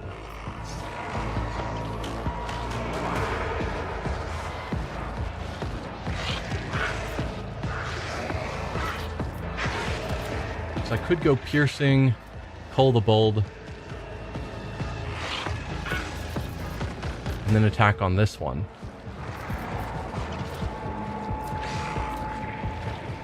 Maybe that's the call. As the Emperor commands, I Piercing, I'll Cull do the it. Bold. Just make this shot better. Still not quite a kill. Doubt is for the weak. Unless you crit.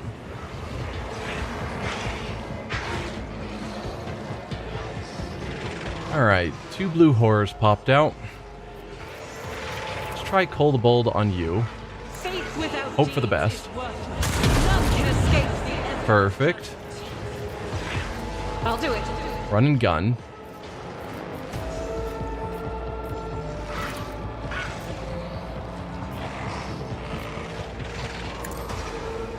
You, my Emperor. Another solid strike. And Furious Recital. The Emperor commands, I act. Nice. Didn't even consider the fact that it does damage to nearby demons.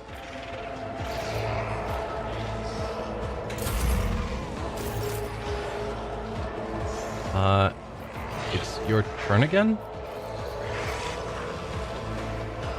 Okay. Not really sure what happened there, but fine.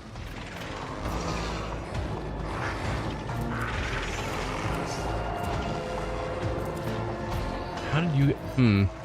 Still doesn't have any movement, and your action points are down, so it's the same turn, but I've got another shot, and these abilities popped up again.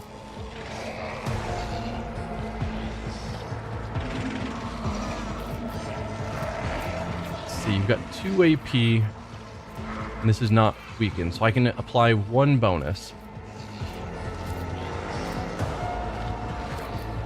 I think that'll take him out. Absolutely not. Piercing shot, 12% armor penetration, or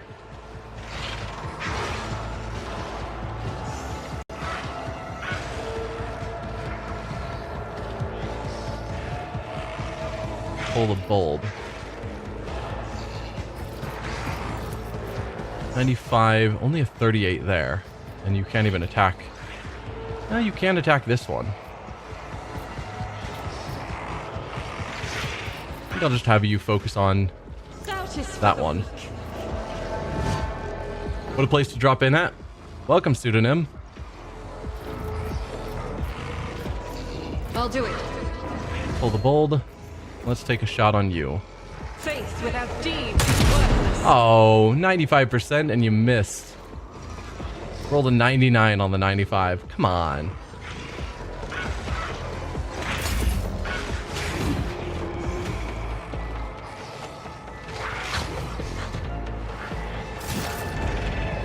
Alright, Cassia.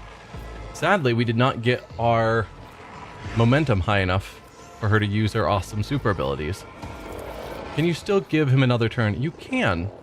I was sure that we could only do this like once per fight per person.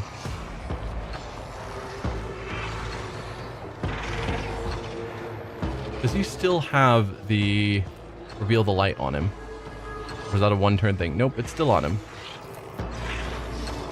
So give him another turn.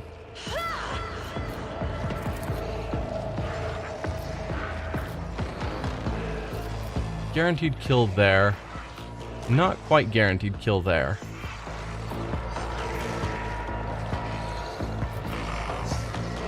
Or do I focus on some of these other ones?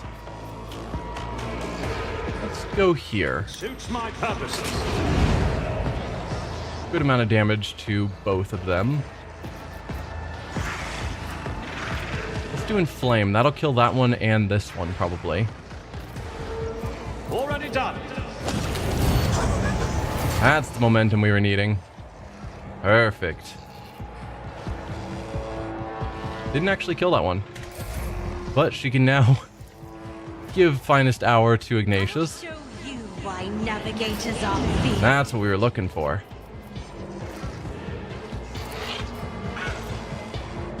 Suits it my you? purposes. Opposing me was your biggest mistake. Back to high momentum. Fantastic.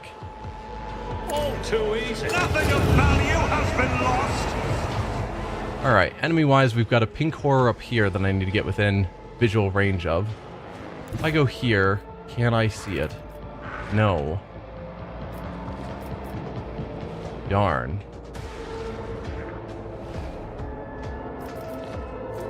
Let's revel in slaughter. Then go up here. Then run and gun.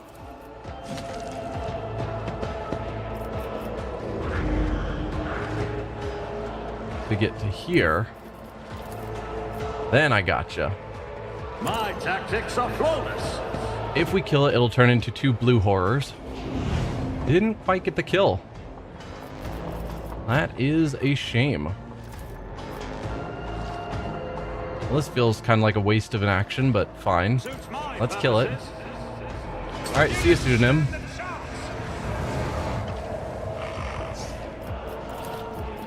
And hit each of you some fire. I can't see you. Well, that's disappointing. Just barely out of sight because of that. I could do Firestorm. That'll hit myself, which isn't ideal. Nothing I can't do. But I can handle fire. I'll live another day. There we go. Good job, team. It's about time. Get out of the warpiness, please, everyone. Is there anything of value in here? Stop walking. Heinrichs. Guys. And no, there's nothing of value here, which is a shame. I'm not injured. I'm embraced. Because they all just run through it. Ah. Good times. Go team. You're all super intelligent.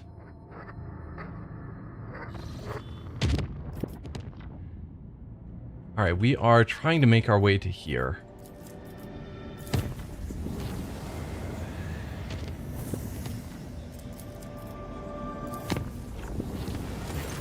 During the warp voyage, the middle decks reported strange gatherings that were attracting dozens of officers. An investigation quickly bore fruit. One of the acolytes from the augur deck has proclaimed himself a prophet and is rambling about purification by blessed fire. Only the perilous influence of the warp can explain the strange convictions and uncanny zeal of this person. Dispose of the newly emergent prophet and ban the cult with coercion, or Lore Warp 5 put the cult under surveillance, which isn't guaranteed. So, cults are okay, and fire is typically a holy thing. He could theoretically be a prophet of a new cult. It's likely warp, but we don't know for sure. Put him under surveillance feels like the better choice than potentially striking down someone that the Emperor has called. Let's try putting the cult under surveillance. Spies reported the cult's gatherings were hardly worth investigating. They were nothing but long conversations punctuated by people searing their palms over an open flame. The surveillance was maintained until the end of the warp journey, after which the newly born prophet simply forgot about his calling, stopped giving sermons, and dismissed his congregation. Except for a bunch of people that had seared palms. Okay. Let's try seeing if our new auspex is sufficient for this mission. Because I think that's what was going on. Magnetic storm raging above the planet blurs the gaze of the augur arrays. Only truly powerful diviner machines may see through the currents of magnetic fluctuations in the blessed vigil and discover the mysteries of the Emperor-forsaken planet. If perpetrators decide to leave this unwelcome world, maybe he will return one day. I guess our augurs are still not sufficient. I don't know what that's going to take. But we are still not there. With that in mind, where is there left to go? So we could take this perilous route to get back up here.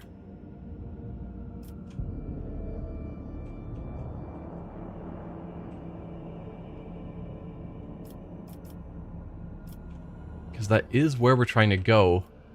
It's from here up to there. Or we could go the long... I guess it's not that long. It's one extra jump. The warp jump went smoothly enough, although many crew members reported strange incidents while they were asleep. They sensed someone approaching them and laying a hand on their forehead. Then the hand seemed to pass through their skin, through their skulls, and with tender motions, sorted their jumbled thoughts into some sort of order. Everyone affected by the incident was horrified for a long time afterward. Resident Psyker Adir Talas, however, remarked with a grin that the tidying up had allowed her to dredge up a vital memory and find the left sock that had long been missing from her favorite pair. Okay.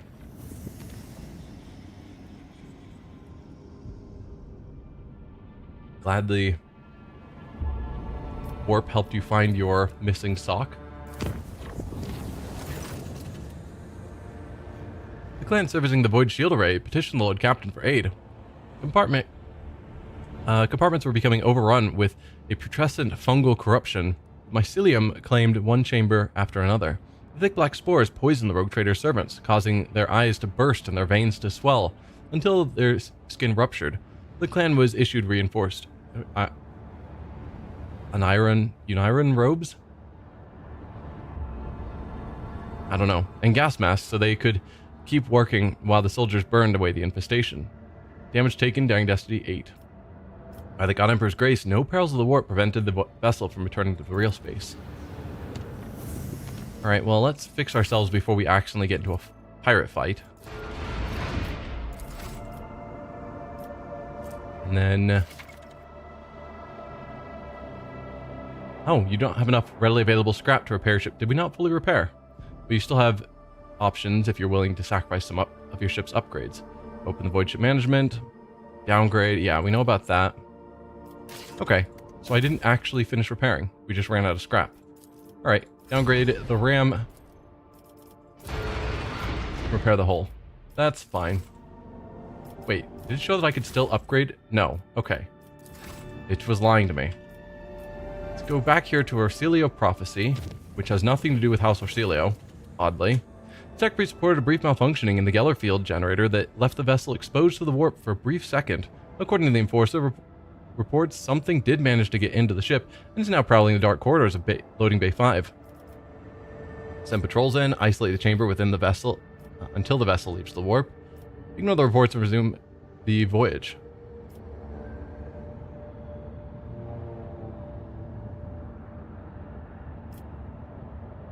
Yeah, I'd say just isolate it. Once we leave the warp, it should cleanse itself, and if not, then we can send in patrols. A part of the ship was isolated from the rest until it left the warp, the end of the journey. After the vessel emerged into real space, the chamber was unsealed. It was intact, with the exception of the crew, who had barricaded themselves in the far corner of Loading Bay 5 and bravely resisted the unknown assailant for as long as they could. Their remains have been safely disposed of. I didn't consider that there was crew in there. Oops. Let's go to Adamat 2 and see if that will show us how to connect to everything else. Otherwise, we're going to have to start creating our own dangerous jumps, which I'm not excited by. I'll do it if I have to.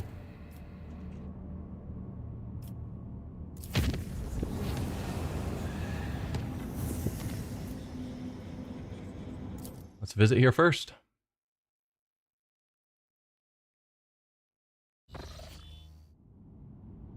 What do we have? 3 planets, an unidentified void ship, and a Ecologer's plot. Whatever that is. Let's check out the planets first, as usual. Most of them are likely to not have anything super exciting. We could mine for 2 adamantine. Not going to bother with that.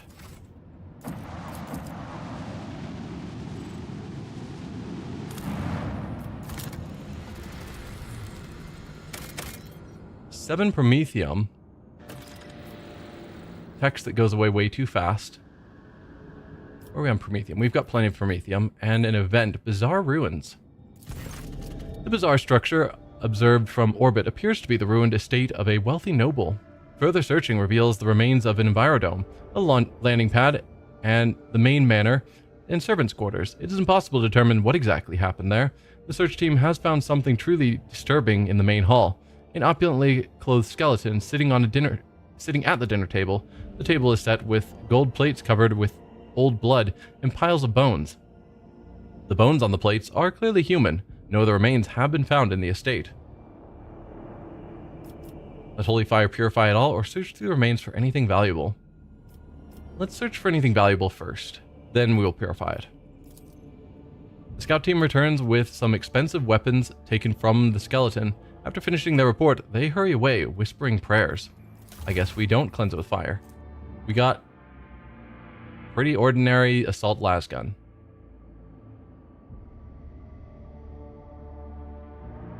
Okay. Cool. We can't burn it down. That is a shame.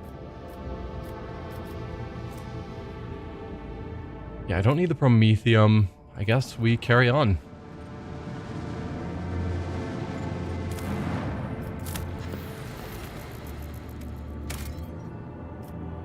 Plasteel.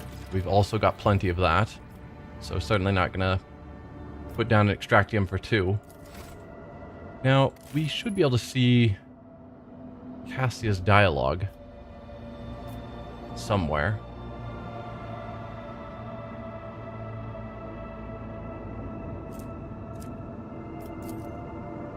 I would think.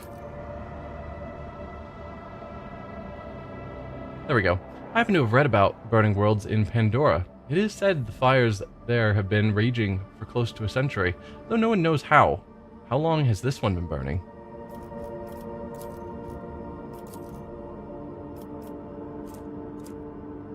Right, we already scanned all the planets. Let's go to the unidentified void ship first. Vox notification from the auger crew drowns out the usual noise on the bridge. An Imperial vessel, the Dark Piercer, and its escort ships are headed your way. Your archives make no mention of either ship or its owner. As you consider your course of action, the ship's captain contacts you first, introducing himself as the Pilgrim. The captain greets the rogue trader courteously and offers to purchase any information you might have on crystal phlogiston deposits. Ask Captain why he calls himself Pilgrim. Ask why he needs phlogiston. Requires 2, which we have. Ask what you'll receive in return. Ignore the greeting, keep going. Attack him and plunder it. Bid farewell to the Pilgrim, travel onward. Ask why he calls himself the Pilgrim. The captain admits he has not always done the right thing in his life, but he once beheld the blessings of the Emperor himself, and has followed a special path of service to him ever since. That is the path he now treads as the Pilgrim. Why do you need phlogiston? The captain's coarse laughter echoes forth from the Vox. Phlogiston is part and parcel of many different aspects of life in the Imperium. How exactly his customers are going to use it is none of his concern. All that the Pilgrim promises is that the phlogiston will be used for the good of humanity. Jai immediately remarks that someone without a name is not to be trusted. Deals with such people do not tend to end well. If she were you, she would first find out his secrets and then scrupulously remove him from the equation. Pascal becomes visibly animated at the mention of phlogiston. Though indifferent to the prospects of a deal with the shadowy individual, the Magos nonetheless recommends that you find out more about phlogiston deposits. Your own protectorate would benefit from the knowledge. I mean, I doubt the guy knows a lot of locations of it, since he's asking us for locations. Argenta sincerely believes the word of the Pilgrim. A cowl or a golden aquila are no prerequisites for being his true servant. If the captain sincerely wants to help the Imperium, perhaps by his own methods, there's nothing questionable about extending a helping hand. Propose a deal, valuable information in exchange for phlogiston. Will cost us the 2 phlogiston,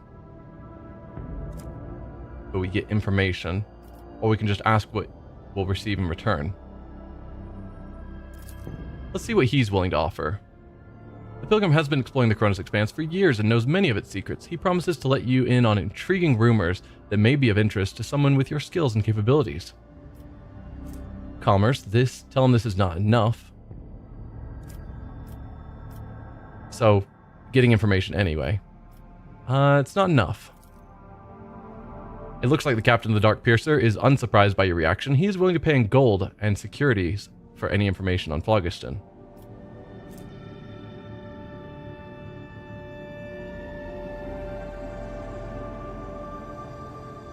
Okay, so all we can do is go back to this commerce test, which is now, I guess, slightly easier. I think it was a commerce 10. No, commerce 10 would be easier. I don't know. Didn't pay attention to what the requirement was. We passed it regardless. But same deal we had before. Valuable information in exchange for Phlogiston. I'm fine with that. The captain of the Dark Piercer is in the best of spirits. In gratitude for your invaluable help, he sends you a small box containing ancient maps and documents. They appear to speak of a certain Imperial world lost many centuries ago. Gained 2 profit factor. Nice. Then in a somewhat conspiratorial tone, the pilgrim relates a story about a standoff between 2 xenos fleets, which he was told by an acquaintance. The person in question, sadly enough, died at the hands of the Inquisition before they were able to pass on the coordinates for that crash site of one of the xenos ships. However, the pilgrim knows for a fact that the vessel met its demise on an ocean world. We're not going to attack him. We don't know that he's done anything right or wrong. So bid farewell to the pilgrim and travel onward. So is that a rumor that we've just gained? Treasure in the ocean. Yeah. Rumors have reached the rogue trader of a xenos ship that was wrecked on one of the ocean worlds of the Koronus Expanse. There are lots of ocean worlds. Anything new here? I don't think so.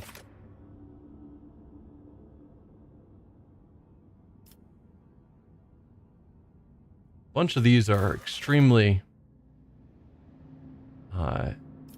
not good. So I don't know. We could do this one. We have a decent amount of adamantine. Oh yeah, but it's governor of 4 links trying to overthrow the subsector's capital planet, which I'm not sure I want to do. Yeah, there's a bunch of these that we can do. I just don't know if I want to do them. What's this symbol mean? Does that mean that these are things I got from the various upgrades I've done on my planets in the Protectorate? Also, are any of my colonies progressing? Yes, Janus progressed.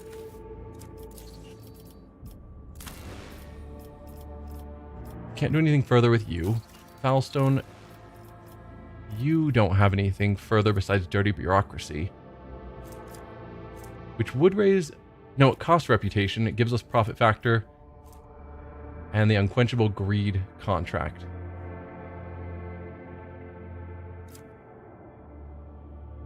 Requisitioning tithes from other worlds in the guise of the ecclesiarchy gives the opportunity to keep a portion of the proceeds. Yeah. Get some profit by stealing tithes. I don't know about that. Drusa's Footsteps is available, but I think we were wanting Crusade. Maybe. Thousands of believers are flocking to Foulstone in hope of saving the Emperor. Energy can be directed towards the colonization and conquest of new worlds, as commanded by St. Drusus. Construction of pilgrims' arcs will require enormous resources, but wealth is nothing to a true believer. I don't mind that, actually. Exploring and colonizing feels like a good thing. Costs a whole bunch of resources. Gives us more relationship, more complacency just in Foulstone, more profit factor, and Accuser of Sin. The charge ability deals additional damage equal to the wearer's weapon willpower bonus against demons and xenos. I mean, that sounds nice. Crusade. Von Valencia's worlds may be untouched by corruption, but many enemies of the faith are lurking all around, and the pilgrims of Foulstone are aflame with fanaticism. They need weapons and ships, and whoever gifts them these holy tools will be vested with a modicum of the God Emperor's power. May the crusade against corruption and idolatry commence.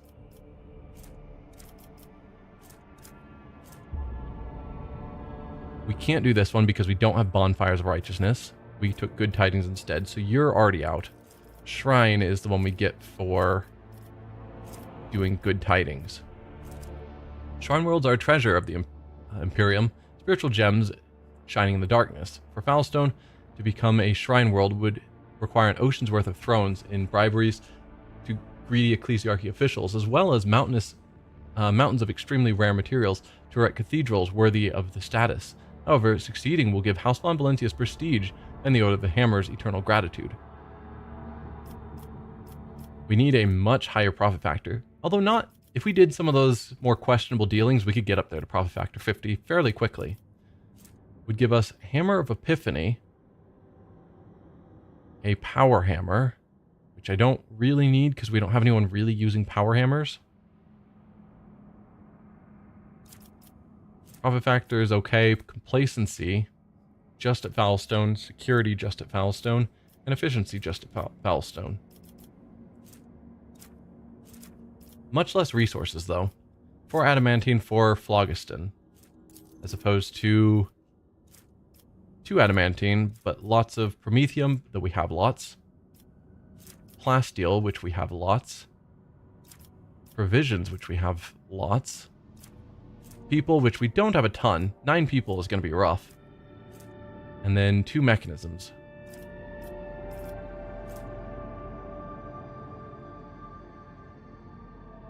This does seem more useful. I don't know. 3 profit factor and some relationship with the Drusians and a ton of complacency. Or 2 profit factor, complacency, security, and efficiency. I do think I want the shrine more. Even though I don't think I'm going to care about the hammer. I don't know if I would have cared about the servo skull either.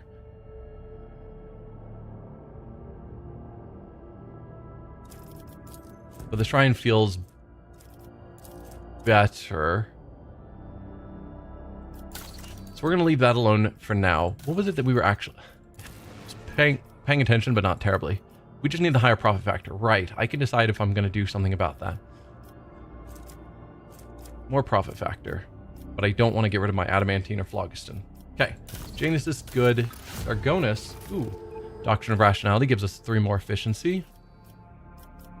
Those numbers are looking pretty good.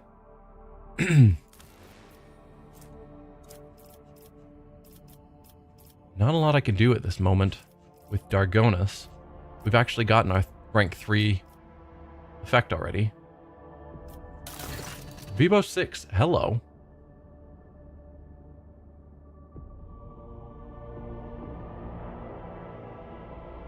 Lord Captain, the mines of Vibo 6 are once again in turmoil. At the depths of level MD Zeta 05, the overseers have discovered a mountain of mutilated bodies, seemingly crushed by the millstones of the mining machines. All the dead are convicts. The overseer believes that there is a cult of heretics operating in the ranks of the prisoners, offering human sacrifices. The prisoners themselves claim that this atrocity was committed on the orders of the warden to rid his prison of the more inconvenient inmates. The warden tried to reason with the raging mob, but was mauled to death instead. His defiled remains were found inside one of the cells where prisoners were being tortured during the investigation of the strange convicts. The overseers have managed to isolate the rebels inside the mining facilities, but an assault would result in high losses of workforce. On the other hand, the prisoners are ready to lay down their weapons, cease this violence, and repent if the rogue trader would only demonstrate some compassion towards their plight, possibly by reforming some of the more severe punishments. So who did kill the people in the mines? What do you think, my officers? Yeah, who killed the people in the mines? That remains to be established. The riot has complicated the investigation. Perhaps it was the work of the warden after all. Or perhaps there's a cell of the Cult of the Final Dawn operating among the prisoners. But the few pics of the corpses that the overseers managed to take contain an oddity. If one were to use their imagination, they could see certain pattern in the scattered bodies, one that's vaguely similar to the one these inconvenient prisoners have been drawing.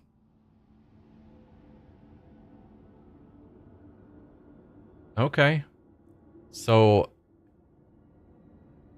if one were to use their imagination, they could see a certain pattern that is vaguely similar. That is a lot of stretching.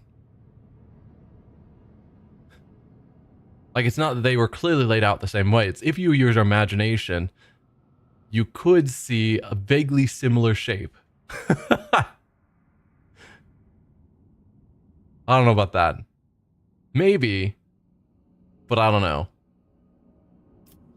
Convicts have revolted against the unbearable actions of their guards, ordered them to stop torturing the prisoners beyond reason. We gain complacency and lose efficiency. I don't really need more complacency. Exterminate all the scoundrels who dared to rebel against me. We gain Scourge of Vivos and lose complacency. Scourge of Vivos is all allies gain plus 3% critical hit chance. Nice. Everyone knows the ruthlessness of the rogue trader. Conduct a thorough investigation. We must understand the prisoner's cause of death and track down the culprits. Gain Keen Mind and lose complacency. All allies gain plus 3% dodge reduction against enemies. I mean, the plus 3 critical hit chance is probably the best, but I don't really want Scourge of Vivos where it just says we're not looking into what's going on and just killing. What do you think, my officers and advisors? Shireen, if the governor in a pack of overseers cannot handle their duties, should they not take the place of their wards? And could there not be worthy administrators among those who oppressed them, who oppose them, and those who could do better? Wait, you're wanting me to put some of the prisoners at the head and put the warden or the overseers in the prison? I don't know about that. A mob of commoners mauled a noble soul who was attempting to reason with them. How awful. Perhaps the underground madness has spread among them and assumed a new form, turning them into monsters in the process. It would be cruel to kill them if that's the case. It is more humane and well-intentioned to excise their brains in order to curb their ferocity and penchants for disobedience. My house did the same whenever the serfs had rebelled in their ignorance. A rather merciful step. So, anyone who is choosing to fight should just be servitorized. That's your mercy. Okay. I don't care about the overseers, the convicts, or their problems. What bothers me is the dead bodies. Who left them? That is the important question. If the bodies haven't been destroyed yet, then we could conduct a certain kind of divination. The ritual is less than appetizing, but a psyker with a strong stomach could learn more about their deaths. The traces of death are like an open book to the disciple of the web. A skilled spinner can go to the mines and reveal what brought death to the convicts. Okay, that is a lot more choices. So punish the whole prison administration and send them to the mines, then select new administrators from the prison population. Yeah, I don't know about that. Rogue Trader gains +2 resolve. Everyone knows the nobility of the Rogue Trader's spirit. More complacency and efficiency. And that was just locally, right? Okay. I need to check that.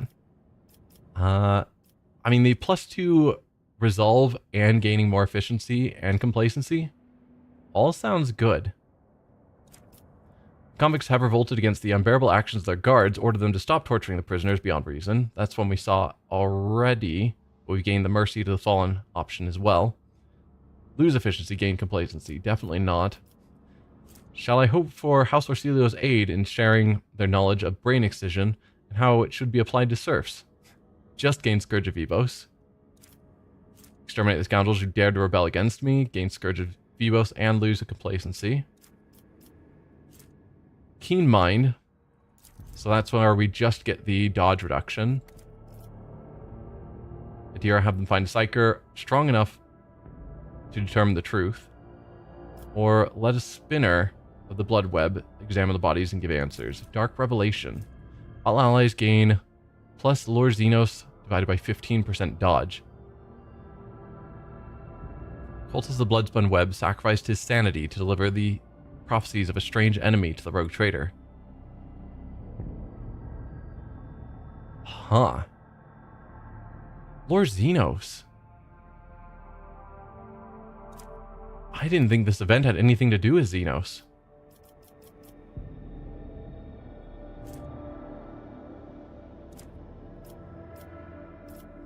I'm tempted by this one, even though I don't know if the ability is necessarily the best, because some people have a decent lore xenos, but most people don't. So that dodge isn't going to be amazing on some people. But I'm just curious where this goes. Send a spinner in to determine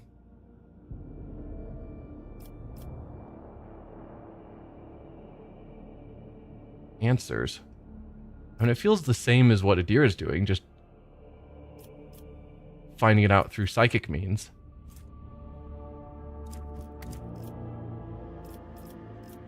Yeah, this one seems very curious, so I'm going to choose the let the spinner of the bloodspun web examine the bodies and give answers. May the secrets of death be revealed to the servant of the Undying One. The cultist spent days without sleep or sustenance, studying every wound on the mutilated corpses. At last, the Undying One bestowed a revelation on him. The spinner sensed the victim's dying throes and proclaimed that the dark entity had claimed the soul of the convicts.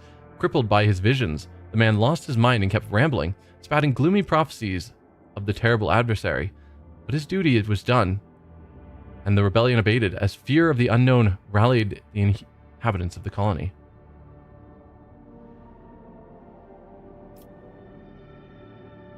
Okay.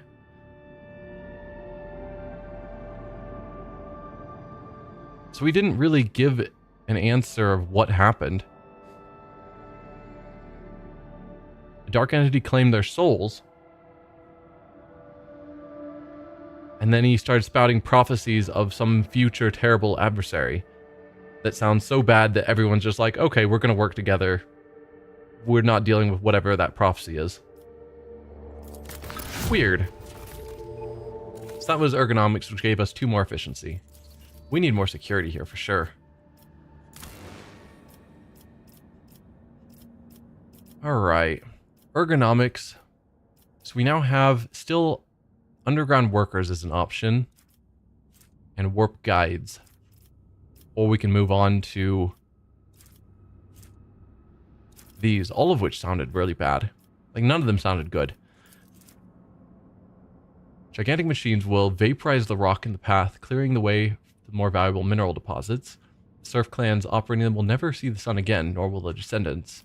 Cost us a mechanism, which we don't have a ton of, to get 3 times the plasteel. Or 3 plasteel, probably not 3 times. This one just gains us 2 security, which is probably good, because we need more security. There's a rumor that there are several warp guides among the convicts, unsanctioned semblances of navigators. It may be worth it to hunt them down and press them into service. Well, that doesn't sound great. Have unsanctioned navigators. Or we could do our level 3 or rank 3 abilities. There are now more convicts than work to go around. The surplus can be driven into the jungle. Over time, they'll become wild and toughened, at which point the best fighters among them will be selected for service. Cost us weapons, all 5 of our weapons, to give us 2 security everywhere, and more people. Cannoneers recruited from the warlike tribes are noted for their outstanding marksmanship as true hunters. Torpedoes deal more damage, and I don't use a lot of torpedoes. Or you go killing fields. Quarries extracting explosive physaline are rightfully called the killing fields. They consume any amount of living labor. Costless people. Gives us promethium and chemicals, and all allies gain +5 ballistic skill and 5% damage to their ranged attacks. Probably that one. But I think we will go with the warp guides, as sketchy as it is, first.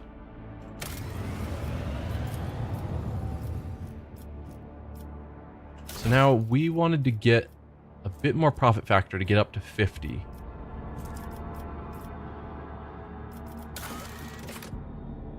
So I can give Xenotech to Vladim Tokara, which we've been holding on to for a while. But we sort of sided with him in the past.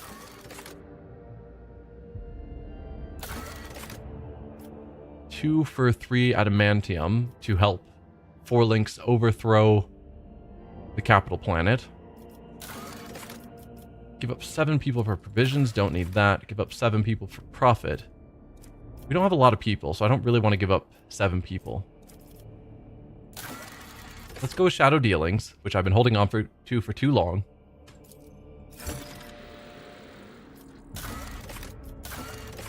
And then race to the top. Hopefully this won't come back to bite me as Forlinx undermines their subsector's capital planet. I don't know where Forlinx is or what its subsector is. There we go. Those two are done. 12 people to get more promethium and chemicals. 7 people for provisions. That one just sounds terrible. Provisions are super common and people are not.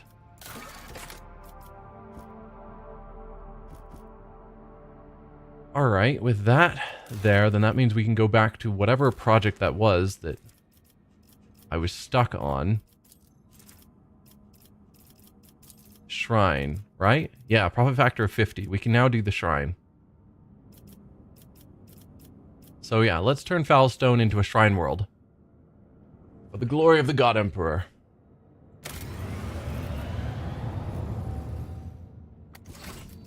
Okay, that all out of the way. Let's go check out this Recologer's plot.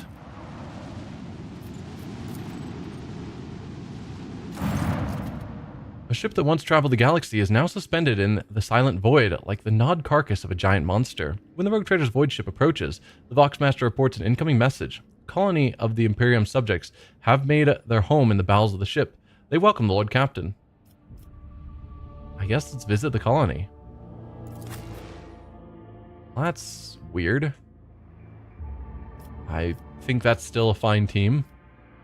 Here's level 16. Oh, it's so bad. Just never use her.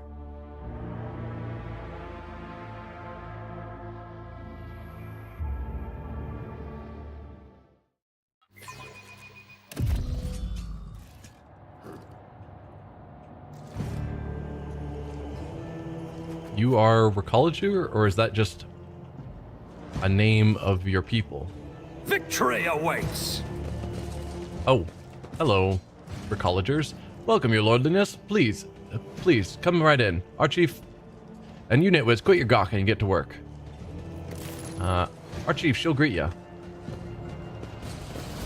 Alright, nameplate. An initial survey of the vessel indicates that my exploratory brethren have already performed a requiem rite here. Further examination is inadvisable. Really? It's inadvisable? Performed a requiem rite here. Further examination is inadvisable. Why? The plate reads, Letheno's Pride. The name Letheno surfaces in your mind. The history of a family from the Koronus Expanse who invested all they had in a family ship. The ship perished in the warp on its maiden voyage. The Letheno line never recovered from the crushing blow. I guess at some point it popped out of the warp. And now sits here, being called Recologer's Plot. For whatever reason. Let me just take some goods here. Lordiness, it's just rubbish. Now, why'd you want to go through it, eh? Because I can. So that's probably where we need to go. So let's check out A new challenge for the me. side over here first. Wonder why Pascal... Is it seemly for valued servants of the Emperor to huddle together in such a squalid abode? Lay people always overvalue indications of status. Prestige is demonstrated through functional superiority, not the quantification of one's possessions. Who's that there? Looks real noble-like. I am in fact real noble-like, Follow yes. my lead. Okay, I don't see anyone standing out as being important among them. Let's grab your random goods. Hello there, your lordliness. Who's that there? Looks real noble-like.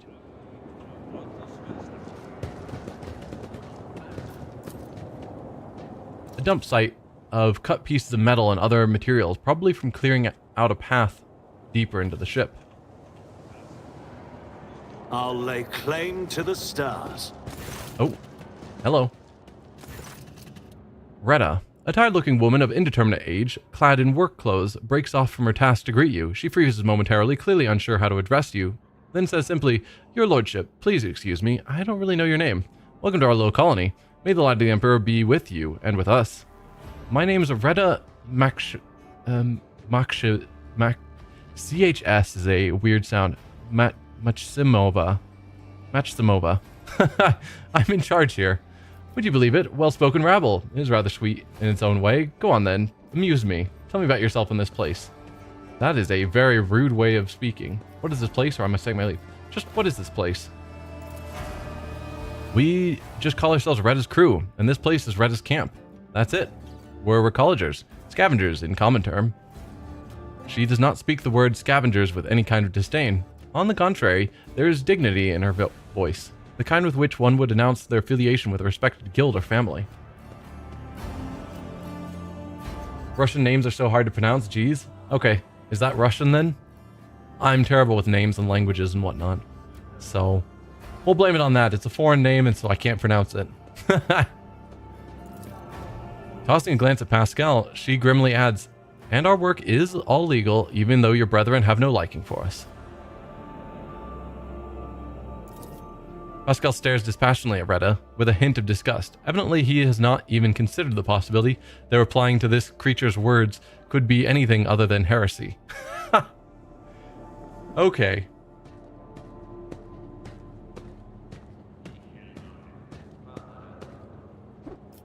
What do you do here? You've got your own ship. Can you tell me anything about this wreck? You take pride in your trade, I see. I can take you from this place. It's not safe here, and sooner or later, it will drift somewhere so remote that nobody will ever find you again. Now, what do you do here? Right now, we're gutting this old heap of junk, slowly but surely. That's a recolleger's life for you. They drop us off at some decrepit station or an ancient battlefield, and we just sit there for years on end. We look for working tech or valuable materials, or whatever else might be useful. If we find anything, we sell it to passing ships. Not the easiest job out there. The wrecks. These wrecks are chock full of all kinds of dangers, but, I swear it on my plasma torch, it is an exciting one for sure. This little bird's got all kinds of bells and whistles. Most of the tech is dead, but we do find working pieces now and again. We spent 2 whole months clearing out this shaft we found. Finished just 3 days ago, actually. And we found this thing. A bit weird looking, but still functional. Red's expression brightens a little. Perhaps your lordship would like to buy this component from us. I'll bet that big ship you've got could get plenty of use out of it. Pascal's box crackles to life. Imperiously, he tells her, "Present the object, lay woman." But curiosity creeps into his voice nonetheless. "I will buy the component. This component doesn't belong to you. I will simply confiscate it, or I'm not interested. I mean, I want to know what the item is before I decide to buy it. I might buy it.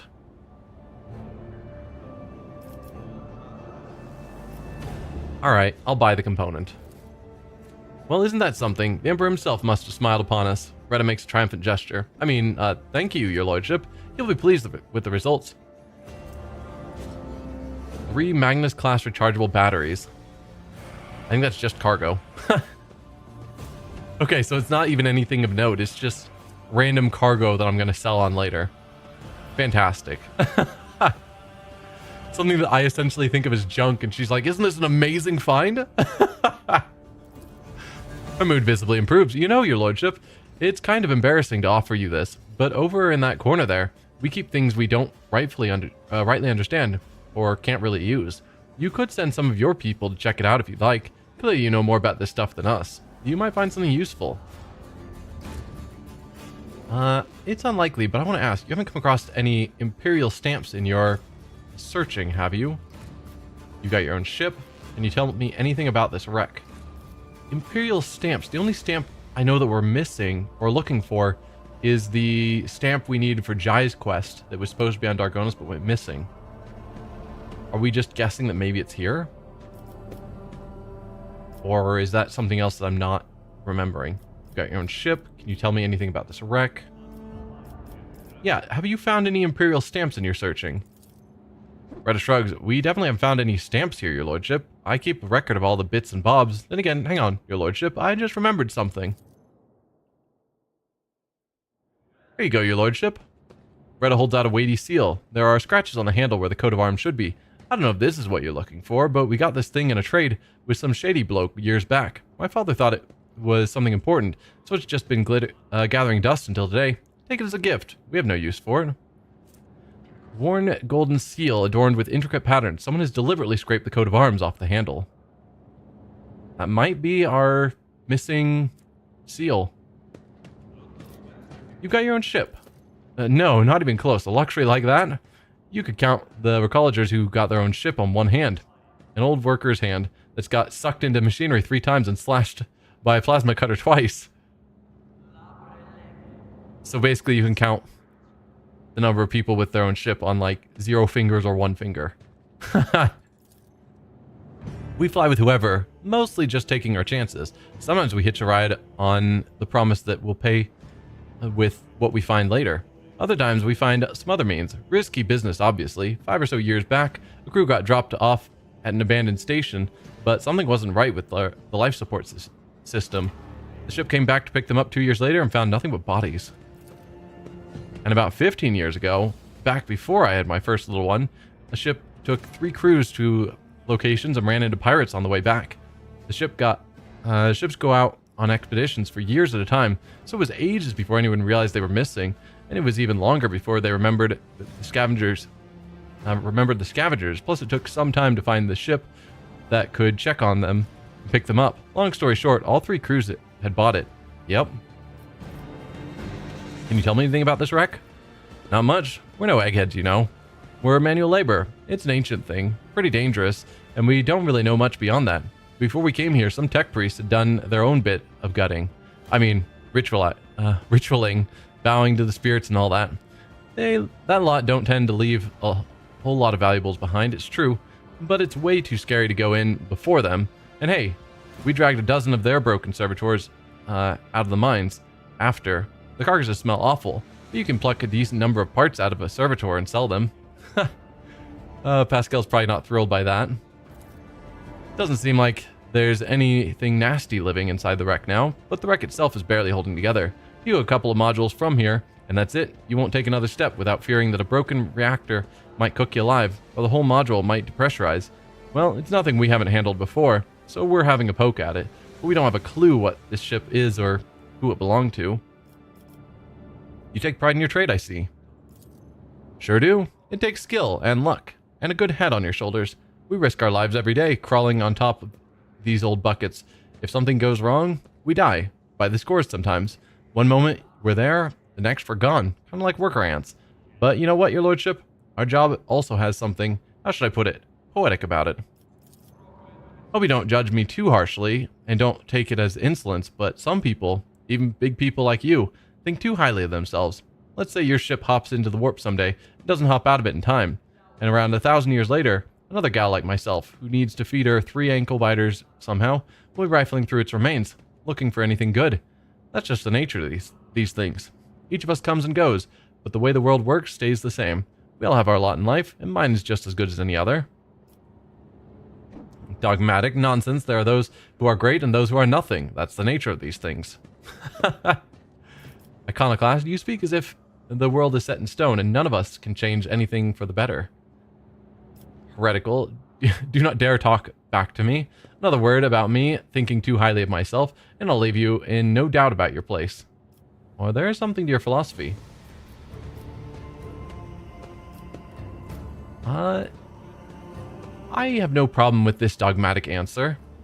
There are some that are great, and there are some who are nothing. That's the nature of these things. It's the difference between, you know, the God Emperor who is at the top, and everyone filters down until you have the lowly workers that are, you know, sent to the grindstone just to keep the Imperium running. If you say so, your lordship, I'm a simple woman, living a simple life, but having simple thoughts. And if I happen to blurt out some bunkum, that's just because I'm not that bright. Retta shrugs. Dogmatic +2. I can take you from this place. It's not safe here, and sooner or later it will drift somewhere so remote that nobody will ever find you again. But this is our whole livelihood, your lordship. You take us from here, and what are we going to do? Sit in some hold, start slaving away? Here, we've got our own colony, our own operation. No, this is our path, and we won't stray from it. I see. Your lordship, Retta falters as if flustered by her own nerve. Please, don't take this as insolence, but it's not like I have much choice. It's not often that we get well-stocked ships around here. We could certainly use more provisions and some warm clothes. If it's something you would be willing to provide, we would gladly barter for it with whatever we can dig up inside this here ship. It's a respectable offer of fair trade. She bows slightly before stepping aside. I'm not opposed to selling you things or buying anything useful you found. But if the random junk you found that you thought was amazing is anything to go by, I don't know. Working area where fragments of the ship are dismantled in search of scraps of valuable metals or parts. I think we already looked at this. Yeah, that's the dump site. I won't tolerate weakness. Something is propped against the door from the inside. You can hear the piercing sounds of a saw and other tools coming from behind it. Okay, so there's someone or something in there doing more work. Locked container, lore Imperium 100%. Well, I like those chances. As it should be. A damaged safe. The contents of similar safes are destroyed when hacking is attempted. You should not try to open it just like that, but something from the environment could help.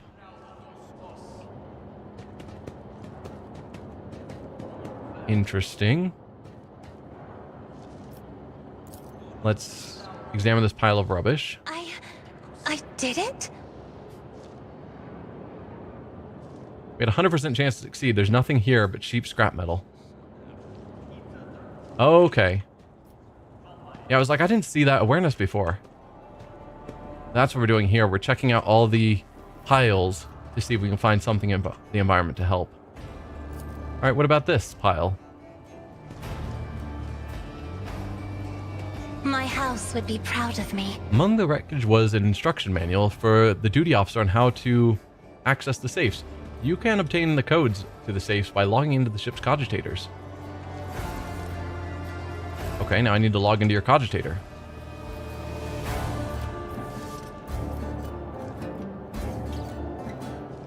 Yep, perception checks. Luckily, we have Cassie, who gets 100% on all perceptions. Small selection of valuable finds, carefully sorted and packed. Over here, simple machinery and tools looks a little worn, but well maintained. Victory awaits! Check everything else before we connect to the cogitator. In this work of crude craftsmanship, you just make out one of the depictions of the Emperor commonly seen in the Koronus Expanse. The apparatus gurgles and emits a strong smell of alcohol, probably not of the industrial variety. Alright, let's check out the cogitator. My success is an irrefutable certainty. Cogitator appears to be inoperative. Really? Didn't we have a 100% chance there?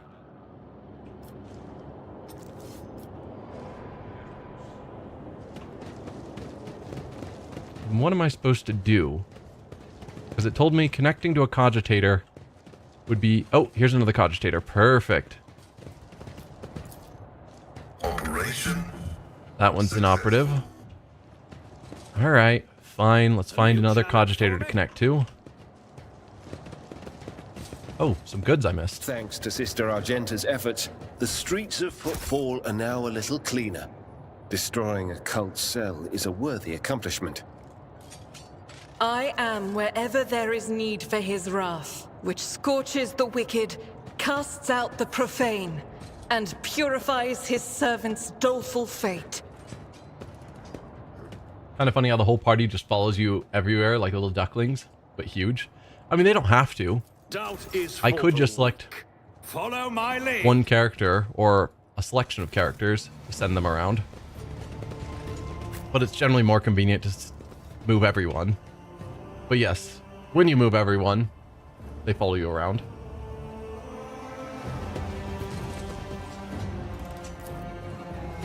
It's nice to have... Laboratory is blessed with multifunctionality. Yeah, it's nice to have everyone because then whenever I do a skill check, it always chooses the best out of the whole party. Unlike, say, Baldur's Gate 3, when playing that, where whichever character you're controlling, you're really only controlling that one character, and everyone else does just follow you around like ducklings. And so when you click on something or do something, it uses your whatever character you're controlling to do the checks. Which has frustrated me regularly, where I'm like, why couldn't someone else have made that check? My success is an irrefutable certainty. Let's find the code to the safe. Yes, Pascal, you can pull it off because you're awesome. Successfully logged in with the duty officer credentials and obtained the code to the old safe. I'll lay claim to the stars.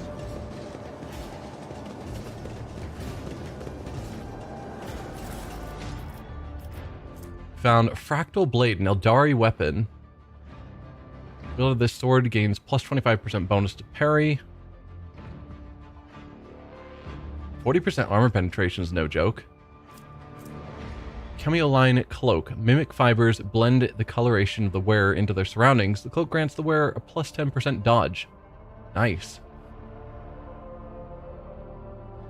Let my friend who's more experienced do this for me. Yeah. That's my thought, because, yeah, there's certain times where it makes sense that something has to be done by whatever character you're actually leading with. But there's plenty of times where it's like, your character fails a perception check, and it's like, why couldn't anyone else have looked around? You know, or various skills of, oh, you can't climb this cliff, and it's like, couldn't someone else have climbed the cliff for me? Chameleon line could be cool on maybe some of our melee characters to boost their dodge. What do you have cloak-wise? Where's your cloak slot? Here. This set of chemical reagents increases the damage of all bleeding, burning, and toxin effects applied by the user by 2. That sounds pretty useful. I don't want to get rid of that. You have plus 15% bonus to damage against enemies that dealt damage to the wearer this round. That's alright. When the wearer uses Endure, they immediately remove one of the effects on them. Burning, toxin, or bleeding. That also sounds pretty good. Whereas ranged attacks inflict 4 levels of bleeding on their target. Not against that. Increases the range of officer archetype abilities by 1 cell. That's great.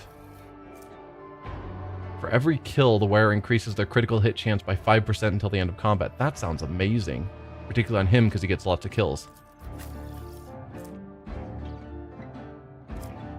Is the 10% dodge better than any of these that other people are using? I don't think you... So he's the Cloak of Retribution. He gets attacked regularly, he gets hit on occasion, but I'd rather than him do more damage to whoever has hit him, more dodge feels good, where hopefully he'll just take less damage.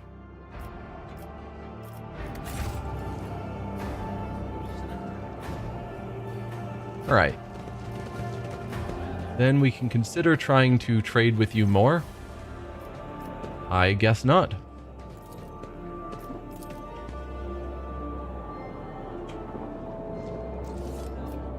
Thought there'd be, because she mentioned that there was other stuff that was of interest if we wanted to look through it. But guess not. I won't tolerate weakness. Back to the void ship.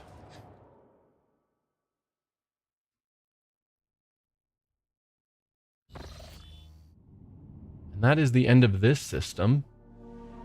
Now, do we find a path to continue on, or am I going to have to make a path to travel to unknown stars?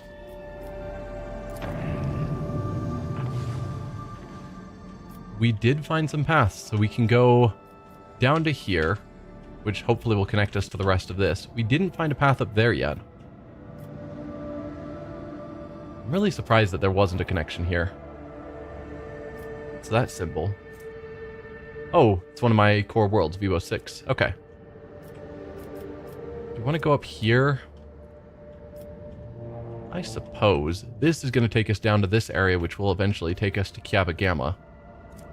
So I'd rather do other things first, because presumably when we finish Kiava Gamma, that'll be roughly the end of Chapter 2. So I'd rather do everything else I can first.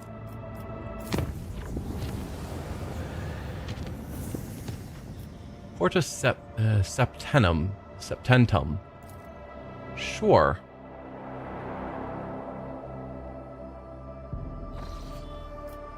Enemies of humanity are up there. We've got a warp gate.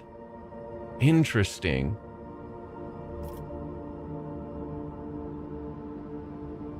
That's got to be Eldari, which means those are probably dark elves.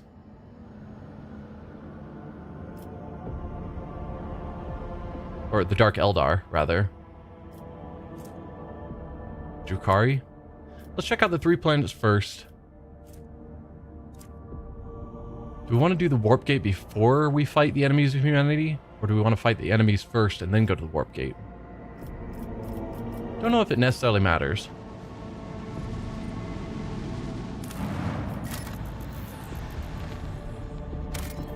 Nothing on this ocean world.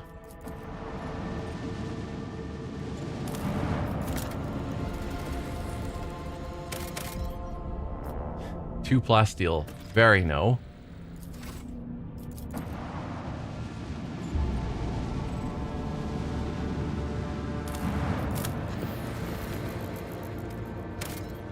Nothing here.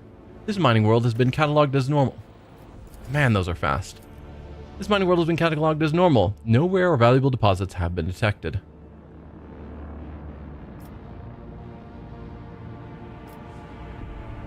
It feels like something like this is important and will take time, so I'd rather take out the enemies first. That's my thought.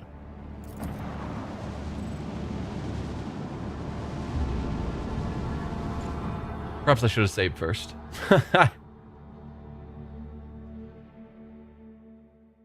I'm sure it's fine.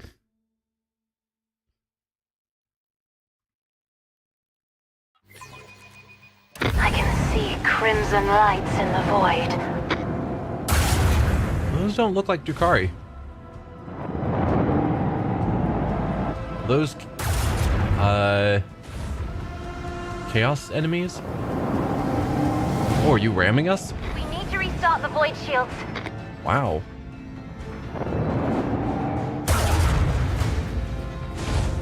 That did a good amount of damage. And took out our shield on that side.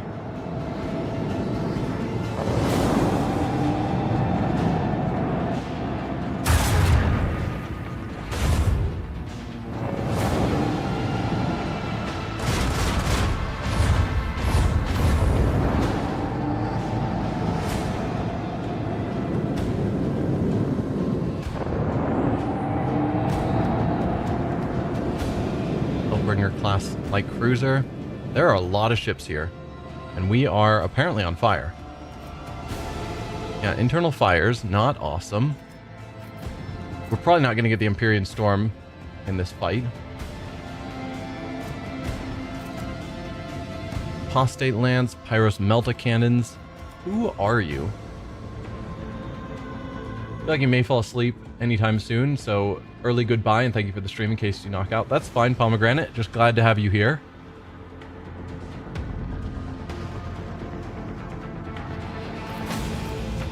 Well, I can shoot at you, since you're just right there. Take you out. Leave the hull strewn across the stars!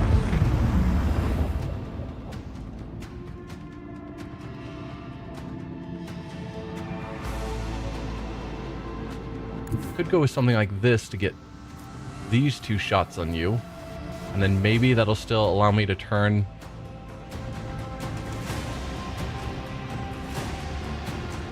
the side to get you. No, I can't use that weapon.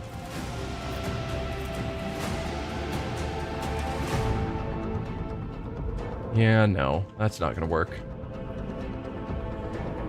On the other hand, I can turn all the way around.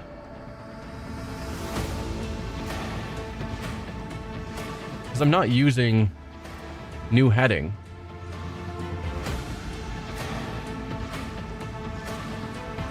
clearly something about how this engine's set up that's giving me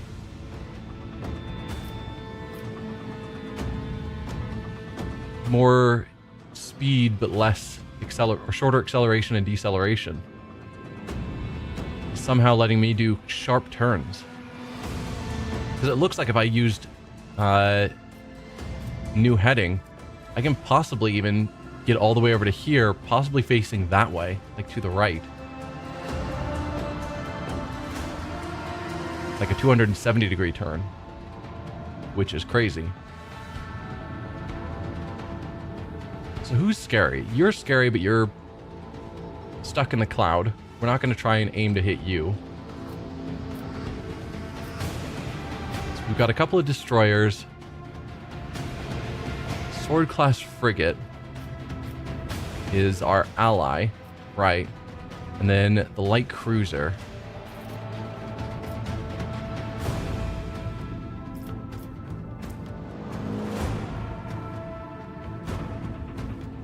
If I went for the extended range, +2 range, I might be able to hit one of those ships just from right here.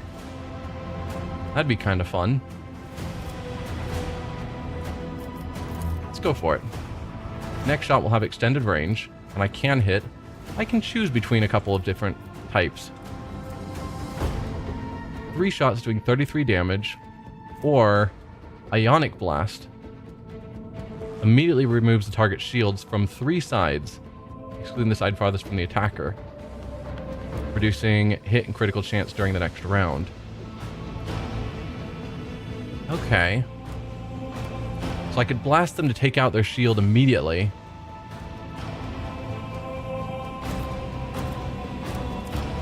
Let's go with that. Ionic Blast. Your shield will be gone. We'll do...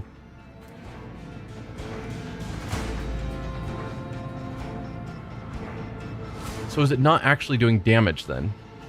Well, it says never scores a critical hit, which makes it sound like it's still doing damage. I want to see how this works. Does it just take out the shield and inflict the effect? Or is it taking out the shield, then doing the damage without crit afterwards? I don't know. Let's find out. Another salvo!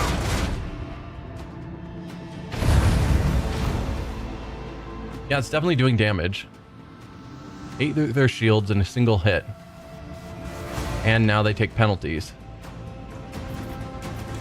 Alright, if we then turn to face here, we'd have both of them within our 2 shots. I mean, technically, that one's already within this shot.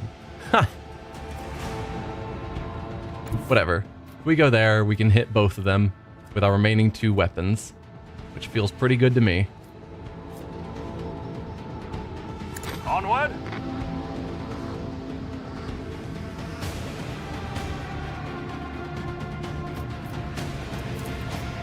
85% to just kill you. Technically not quite. They have 17 health and it might do 16 damage. That guarantees kill. How much are you doing? 0 to 8 damage, depending on how far it goes through the shields, versus 0 to 16.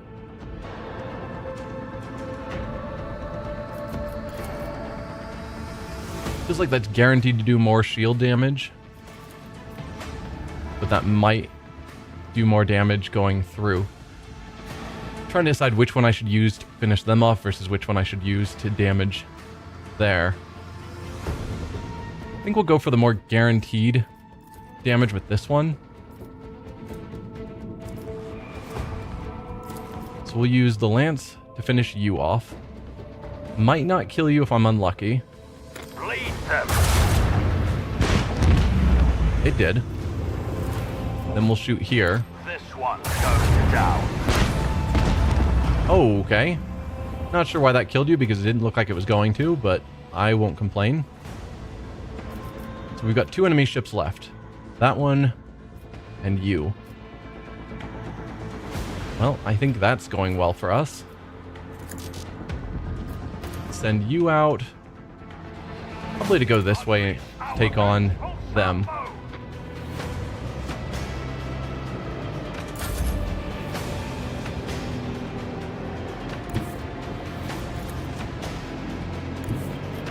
Oh, barely outside of the range.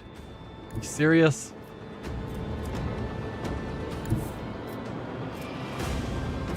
Ah, well. That's how it goes sometimes.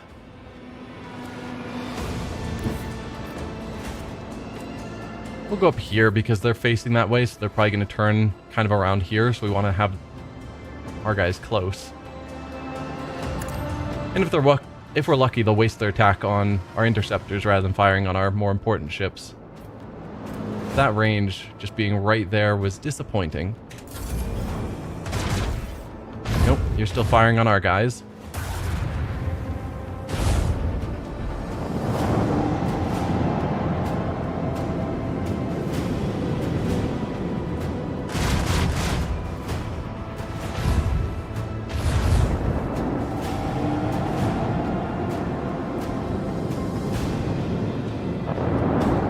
Get out of the dust, so you're easier to shoot.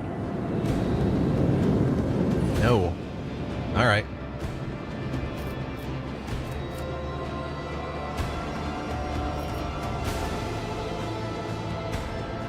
Extended range isn't going to get me there quite yet anyway. If I step forward one, which I have to do regardless, then I can shoot you.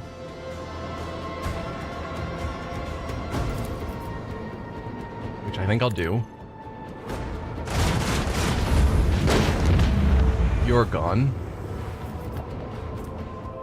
If I did a strafe, now it'd only get me one over. Technically, a strafe plus the auger arc would get me within range here.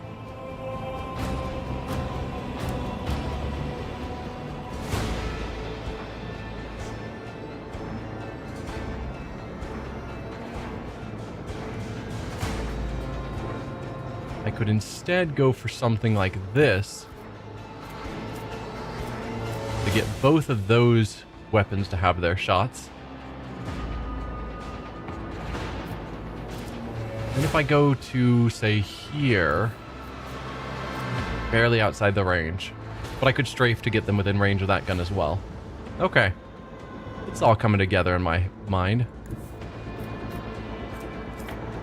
But to get to here, I have to go through those squares, and if I'm going through those squares, I'm not quite pointed at them. If I instead went to here, no, I'm still not quite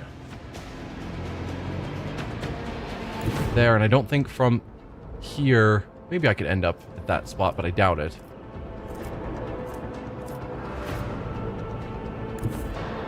Just trying to see where I can get all of my attacks to line up. So that would work. But then I'm very far off with that weapon. There's no point in this trajectory where I'm facing them to get that gun lined up. So 45 to 55 damage versus 4 shots of 21 damage. I mean, this is probably the better damage.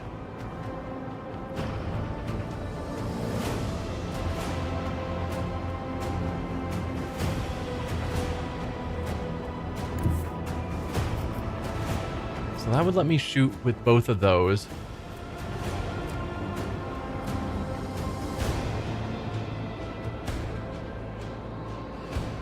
If I then strafed, maybe I'd be able to get into a shot to fire. I think we're gonna go with that. Feels sensible to me. Let's go here, get both of these shots off.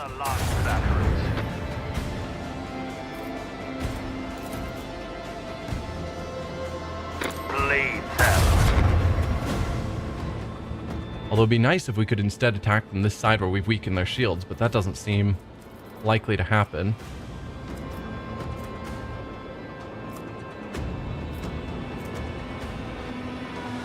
Let's strafe up to here. Then if I go here... No, I need to be facing this way still. There we go. That gets me a couple more shots on you. I could actually rotate you to potentially, if I'm lucky, get your shield-free side facing me. I did not. That's fine. Would have been nice, not critical.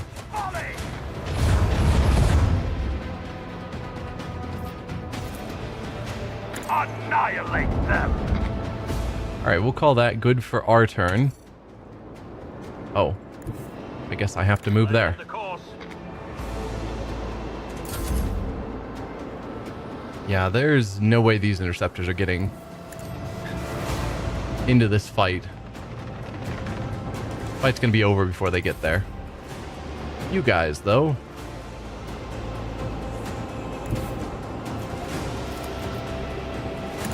See what you can pull off.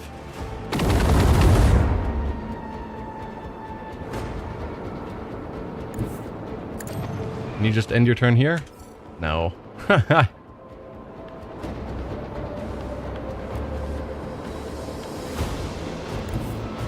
just put you here, because I don't know what direction they're going to try turning. I revel in the spectacle Well, of their I guess that answers no that. one can outmaneuver House Orcelio. Nice rank up. We got Assault Ceramite Voidship Plating.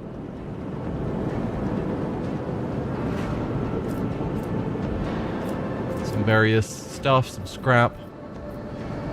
Yeah, let's upgrade our ship.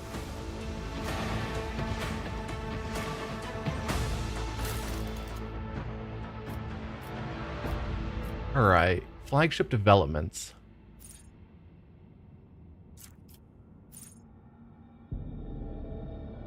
Torpedoes gain hull integrity? No. Voidship ram isn't that important. Torpedoes gain, and attack crafts gain more evasion.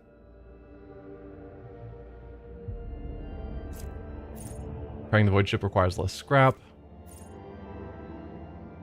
Restart shields now inflicts only a -2 speed reduction and no firing range penalty. That's tempting. We haven't had to do it much, but we did do it once. And it was good to have. Right, we already grabbed the take it all. To get more scrap.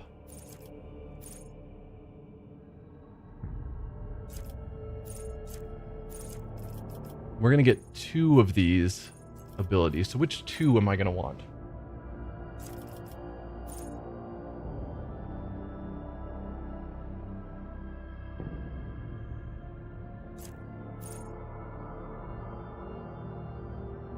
So we could go silent running 1 and 2, which would make us first in initiative. It's okay. When using post abilities, there's a 20% chance its cooldown will be 1 shorter. When using a post abilities, there's a 50% chance its cooldown will be 1 shorter. Does that also include... Does this count as a post ability? I mean, it is an ability we get in a post. If I can get things like Imperium Storm faster, that'd be cool.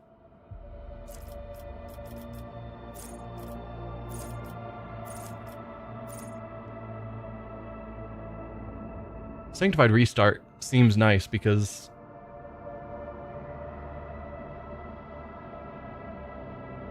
we've needed it a few times where our shields have gone down. And the ability to bring them back up without penalty, or without major penalty, does sound very tempting.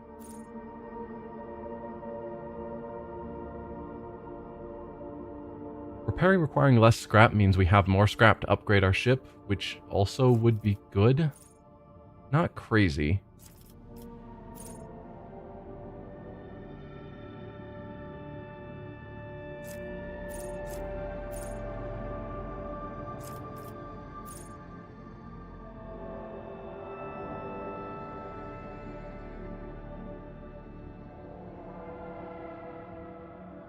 Oh, I thought this only counted for torpedoes. No, this is talking about attack craft. So it also does apply to our little gunships.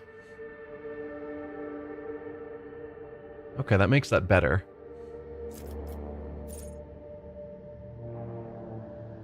I guess we're not spending a ton on repairing. So that feels like that would be a little useless. I don't think going first in initiative is that critical.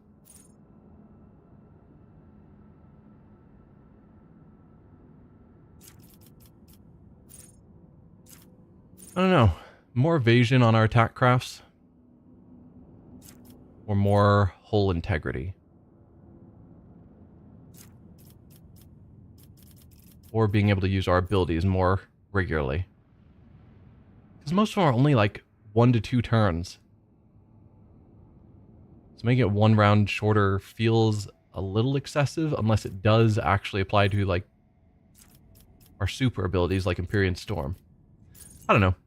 We'll go with Steady Hand. Making the cooldown shorter probably is good. Oh, right, I have to choose both. So we wanted Sanctified Restart and Steady Hand. Yeah. Why can't I choose this one? Requires our ship to be level 8. If we are going to be getting an extra wing of each craft, maybe there is something to be said for making those better.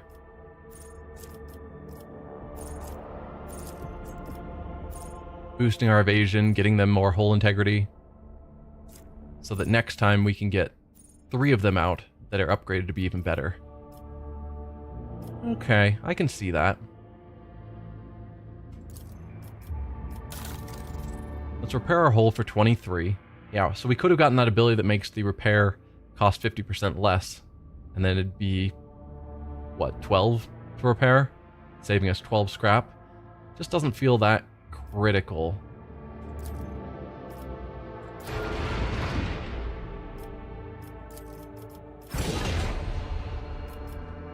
Then we got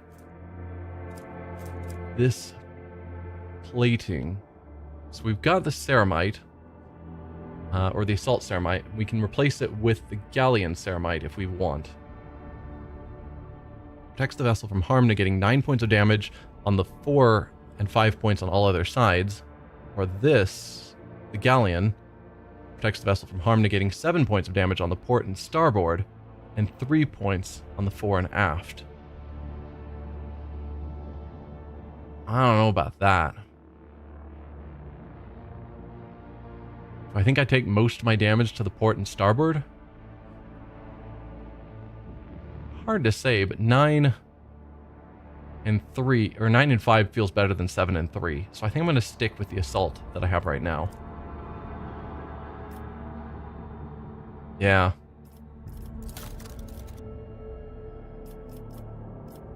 Still can't believe we haven't bothered to pick up any shield abilities. So Pascal just doesn't have anything to do. What's yours? Premonition. Right. Scans area while favorable attack positions. Okay. Yep, that's all fine. We dealt with them. Let's go check out the warp gate now. What is your deal?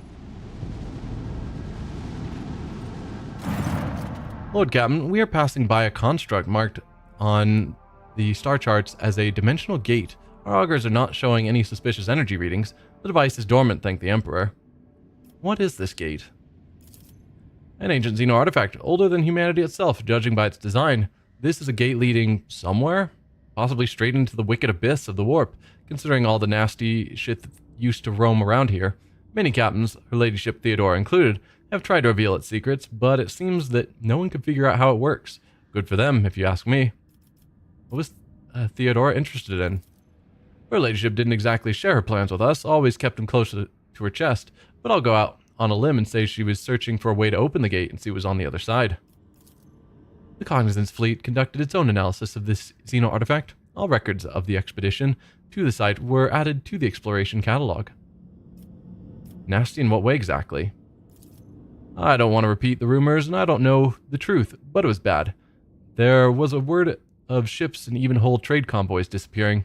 Captain started avoiding the system, until eventually the Lord Inquisitor came here and made short work of it. Hasn't been much in the way of rumors ever since, actually. The Inquisitor made sure Voidsmen kept their mouths shut. Whatever the gate used to spew out, it must have been profane and a danger to humanity. Alright, report received. We live to serve, Lord Captain. I'm hoping that Iliad, forgot her name for a moment, has something to say regarding this. Because warp gates are Eldari constructs. So, hopefully she can comment on it. I wish to study this construct. Lord Captain, I would advise against approaching the gate. The Inquisition has declared the entire area around it off limits and packed it with mines. Our augurs won't be able to detect them. Alright, fine, let's ignore the construct. Consider it done. Fine. Inquisition getting in my way.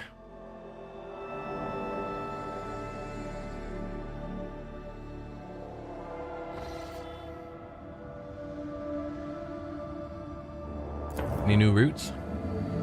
Way up here, perhaps? No. Reached a dead end there. So we've been to all these systems around these three and have not found a way to get to them. So I could force a route if I wanted. What is this rumor? Lost in the void. Woodfall is waiting for news of an ancient ark known as the Wasteland Wayfarer, which set off for distant stars in search of new worlds. The vessel's last astropathic message supposedly came from the Cineris Maleficum,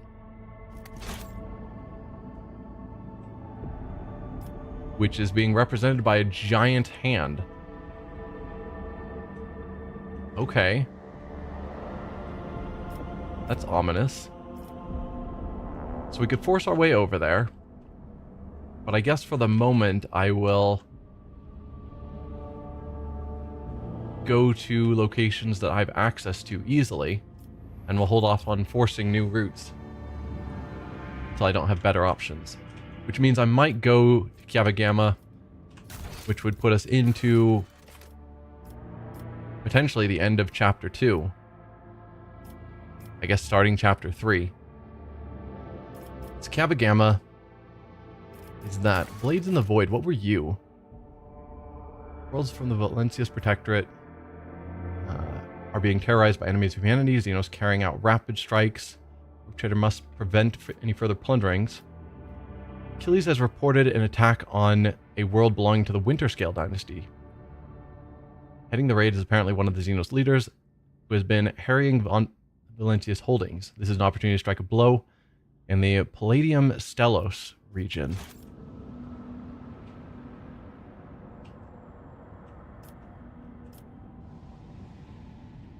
Where's Palladium Stellos?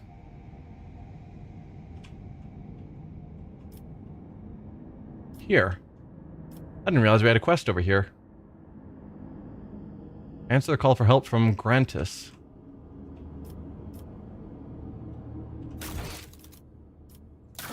Huh.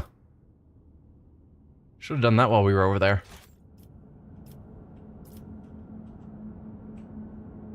Well, let's head back down here and then head over here to Tenebris Aquae. The clan servicing the cooling systems has reported an incident of sorcery. The shadows in the cabins and corridors are coming to life. The voidsmen say they see strange writhing things lurk in nooks and crannies at the edge of their vision.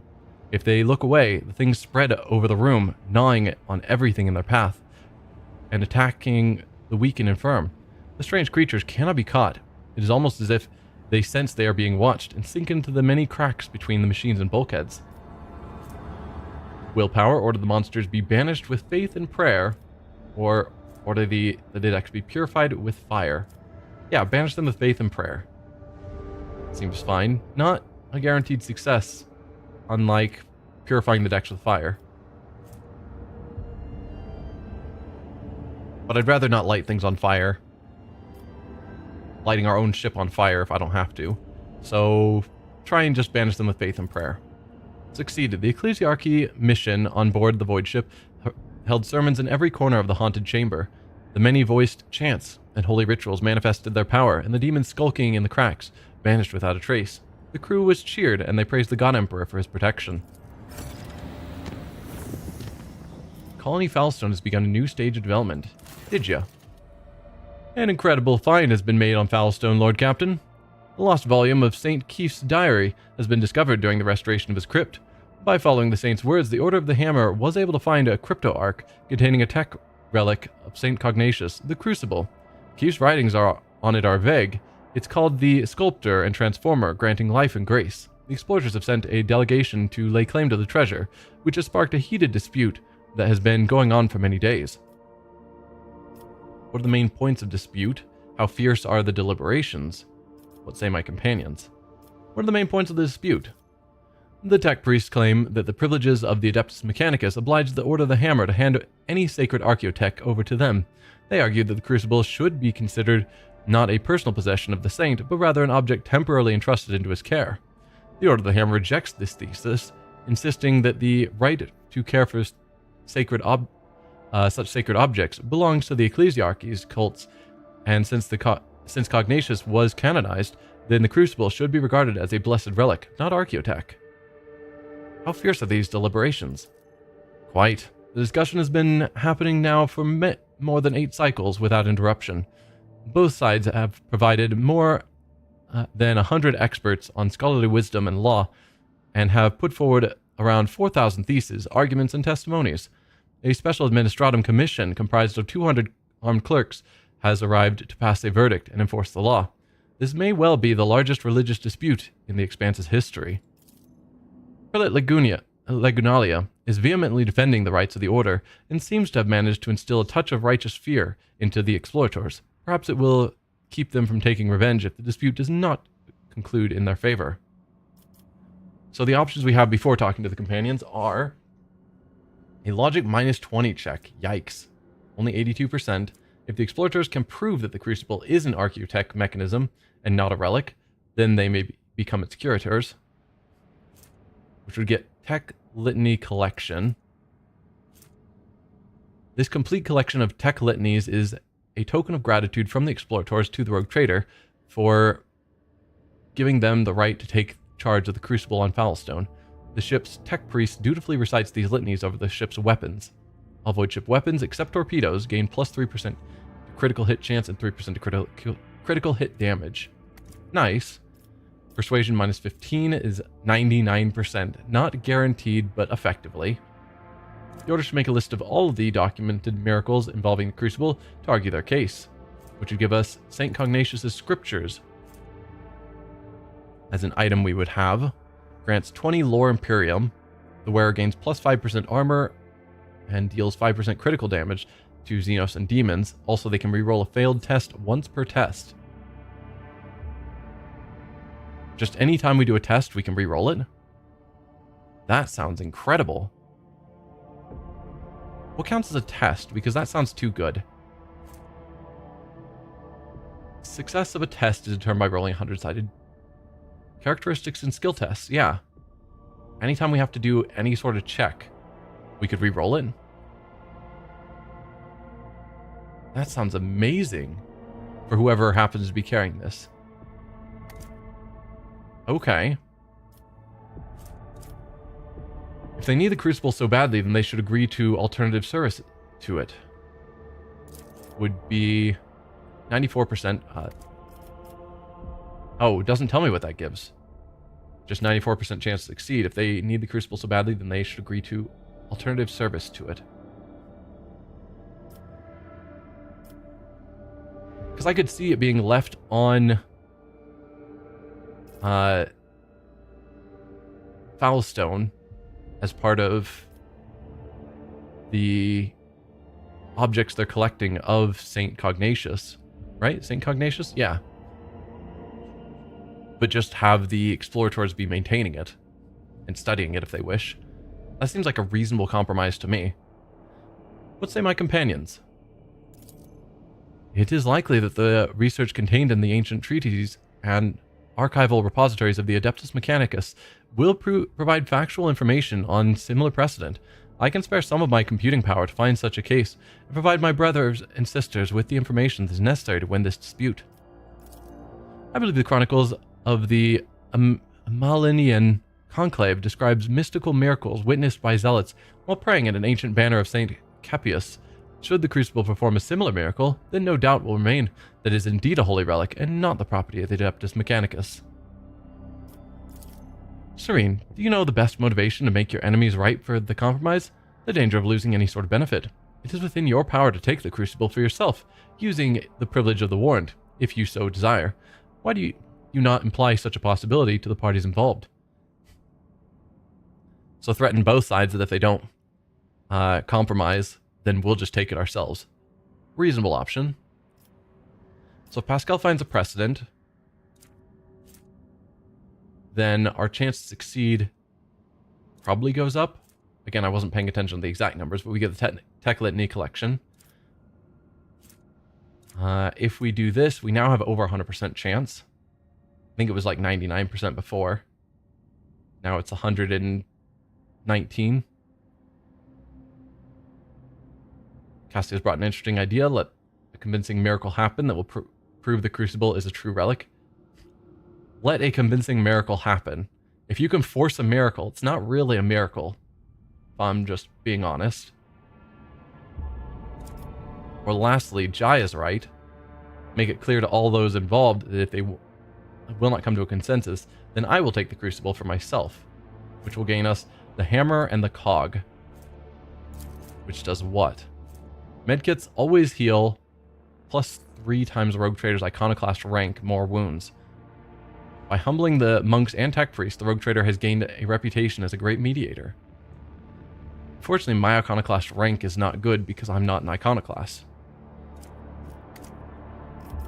Well, out of these options, I am definitely more inclined to wanting the Crucible to stay with our people. And given that I am dogmatic, siding with the shrine world we've created makes more sense, rather than just giving it to the tech priests. What was that specifically? Weapons. Voidship weapons gain plus 3% critical hit and critical damage. Yeah, no. The re-rolling all checks for one character feels incredible. So yeah, we're going to go this route. Assuming that actually does what it says it does, or seems to say, Cassie has brought up an interesting idea. Let a convincing miracle happen that would prove that this crucible is a true relic. Now I feel uneasy at the thought that I have become the mastermind of this deceit. Yeah. After some time, the crucible revealed a miraculous vision. Sacred images of martyrs appeared before the awestruck witnesses and blessed the ancient artifact. And even though some claim to have caught a glimpse of some suspicious individuals operating lens machines, most of those present acknowledged the fact of this miracle and the status of the crucible as a relic. Didn't realize it. I mean, it said cause a miracle to happen. And I was just like, wow, how do you cause a miracle? I didn't realize we were going to be that clearly lying. I feel a little bad. That doesn't feel as holy as I was making it out to be. As dogmatic and holy, but fine. It's fine. Because now that event is going to be written as a miracle about that artifact for all time. And we know it's just a lie. The explorers have made peace with their loss and asked permission to conduct several of their own rituals within the crucible. When the tech liturgies had been completed, the tech priest departed Foulstone. I still think a compromise of them staying on planet to maintain the device, or sending down a group to maintain it, would have been the better compromise. But the reward for the compromise seemed pretty lacking. Research into the Crucible has identified it as a device for surface terraforming. Fueled by the geothermal energy of the planet, it could turn a wasteland into a blooming garden. However, a way to launch it has yet to be found.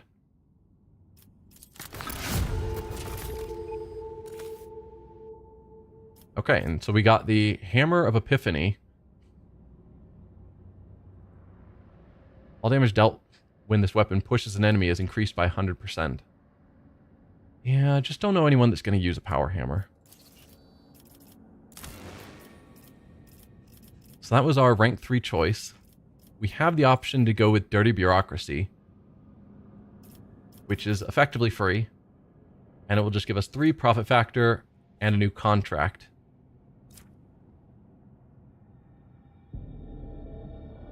Requisition religious ties from other worlds in the guise of the ecclesiarchy gives the opportunity to keep a portion of the proceeds.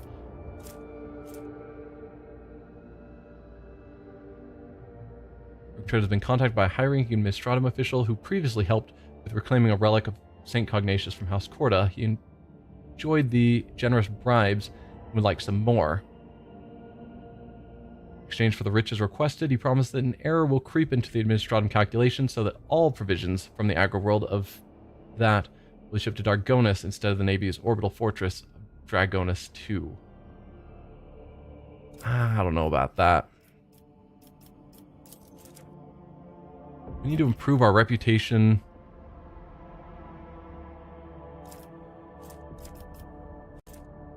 Oh, we can't do this one anyway, because I guess all of these are done except for dirty bureaucracy, and then we will be done with Foulstone's projects, unless more get revealed later. Sure, we'll just finish it off rather than just sitting here. 6 profit factor gained. Not sure where the 6 profit factor came from, but alright. It's pretty good numbers. 7 efficiency, 10 complacency, 10 security. Yeah, I'm just seeing these boxes of the projects we've done, and they circle all the way around. So they've got to be revealing more projects later. Has to be. Looks like Vibos finished something. Warp guides boosted their security by 2. We could do underground workers. Or Test of Wills? To give us more torpedo damage, or allies gaining more ballistics skill and range damage. Promethium and chemicals. Promethium doesn't matter. Chemicals we don't have a ton of. This will give us security and people. We need more people. We always need more people. And security everywhere is great. I think I'm going to go with this one. Do I want to do that before underground workers? Possibly. I don't... Mechanisms are so rare that trading a mechanism for 3 plasteel feels really dumb.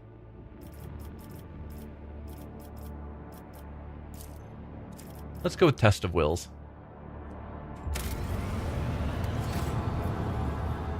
Alright, with all of that out of the way, we were wanting to head down to here. We do have a quest here. Save the Eldari survivors.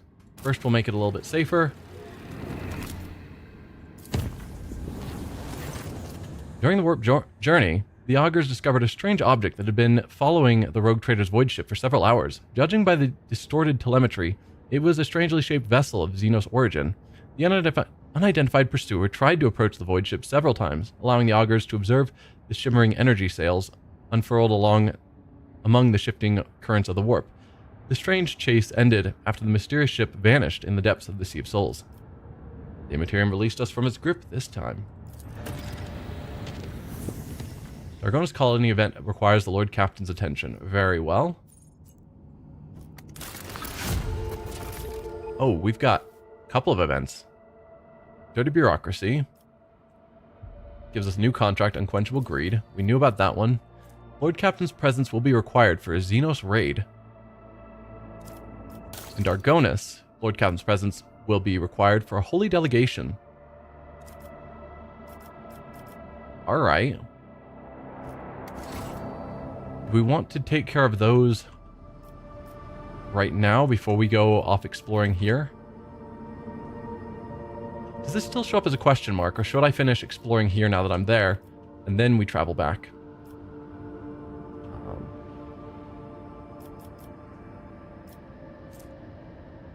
Because if we do go to each of these, that does put us in the area to also take care of this, which I'd forgotten about.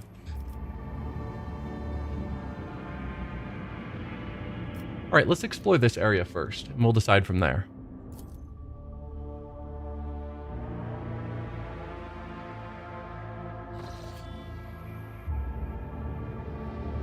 Alright, we've got a space battle, 3 planets, a Hulk, and then unknown ships. Let's go to the space battle first, because we are supposed to be looking for Eldari survivors. And this is likely the location. So far, we've always gotten there too late, and they've already been dead. A violent battle is unfolding before the Rogue Trader's eyes. Patrol ships from the Corda fleet are tearing apart 2 small Eldari vessels. Once they are finished with them, the void ships give chase after the third, already damaged vessel, clearly with the intention of destroying it as well. Are we going to have to choose between Corda, another Rogue Trader fleet, or the last surviving Eldari fleet? Seeing the last ship's impending death, Irlet calls out to the Lord Captain, her voice trembling slightly. Only the Rogue Trader's intervention can save her kin from the massacre. Send a message to Incendia Corda's fleet, ordering them to stop the battle. Do not interfere or help Incendia Corda's fleet engage the Eldari vessel.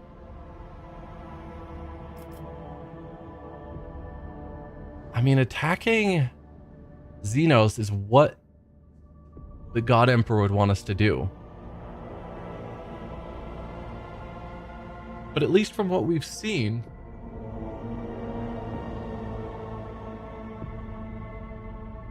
her group of Eldari, the children of Ari, or something, like the Drukhari, obviously they capture and kill and whatnot. Children of Asurian, that's what it was. The children of Asurian don't specifically go out of their way to attack humans. When they found themselves stranded on Janus, which apparently was one of their own homeworlds long in the past, they wanted to reclaim their world. But they had already been accidentally stranded there, and it was their world. They don't necessarily go specifically to raid humanity. So it's like, I don't feel as bad about helping them. I don't know if I'd necessarily want to attack Corda's fleet, but just asking them to stop, maybe starting a dialogue, doesn't feel that bad. It's definitely straying from the dogmatic route. But I have a problem with all... I never want to side against companions that games like this give me. So let's try and talk to Corda's fleet, seeing if we can open a dialogue. The Voxmaster relays the Lord Captain's demand to stop the battle and soon returns with a reply. According to the Corda ships, this group of Xenos are malicious criminals. They are guilty of raiding the system's planets and robbing merchant vessels. Incendia Corda's void ships are intent on performing their duty before the Emperor and exterminating the Xenos. Are you sure it's these people and not those people?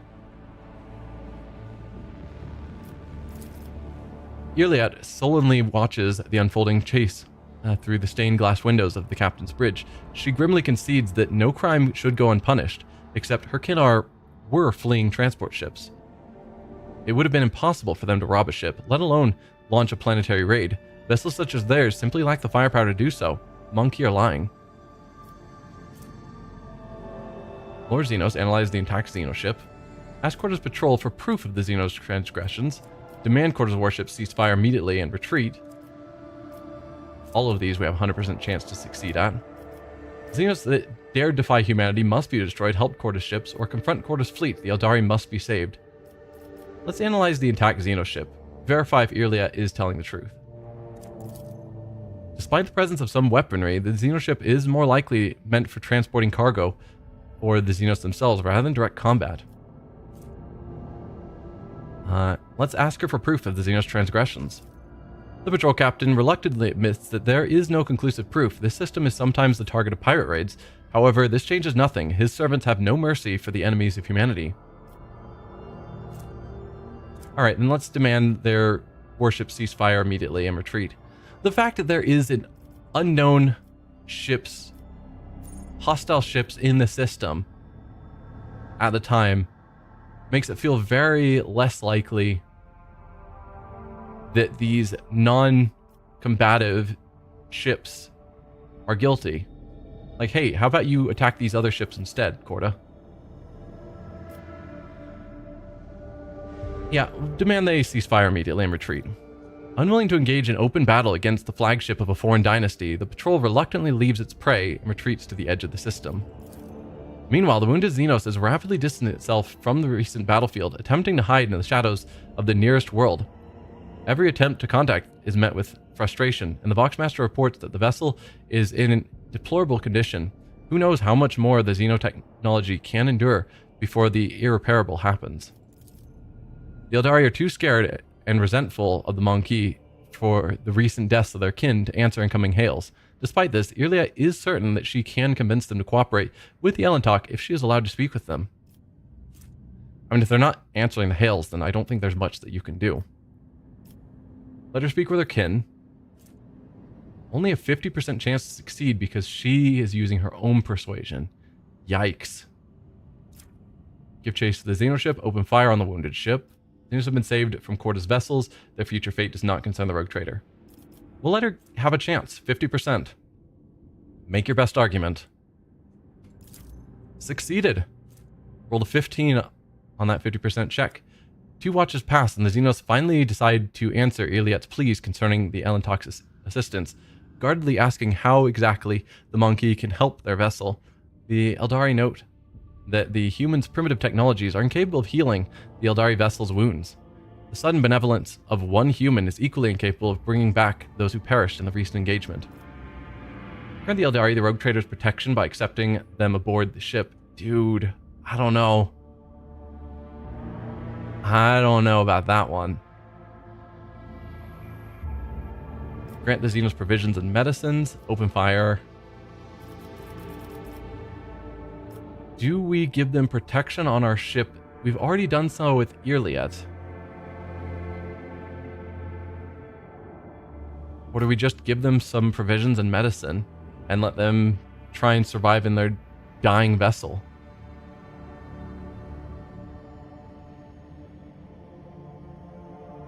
I don't know. It's such a bad idea, but I am curious to see where this storyline goes, because I want to know more about Irliet's storyline, and it's stuck on we need to save some of these Eldari. So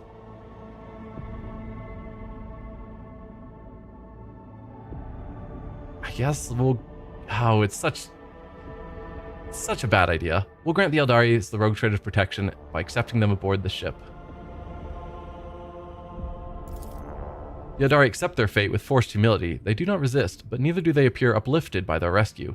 They see their stay on a Monkey ship as imprisonment, filled with uncertainty about what awaits them next. After a few watches, the Xenos suspicions are validated. The presence of outsiders who filled the lower decks was perceived by ordinary people as an invasion of godless mutants. Shouting prayers to the Emperor, they rushed to depressurize the compartment containing the Xenos alongside those who were touched by the filth of the unclean. Well, that's not good. The horrible news shakes Irliet. She blames herself for the death of her kin and regrets the hatred of Monkey towards her kind, a foolish product of fear. Rogue Trader sends punitive squads to the lower decks to hunt those responsible for the Xenos' death. Perhaps humans and Xenos simply cannot coexist in this world. I think they could.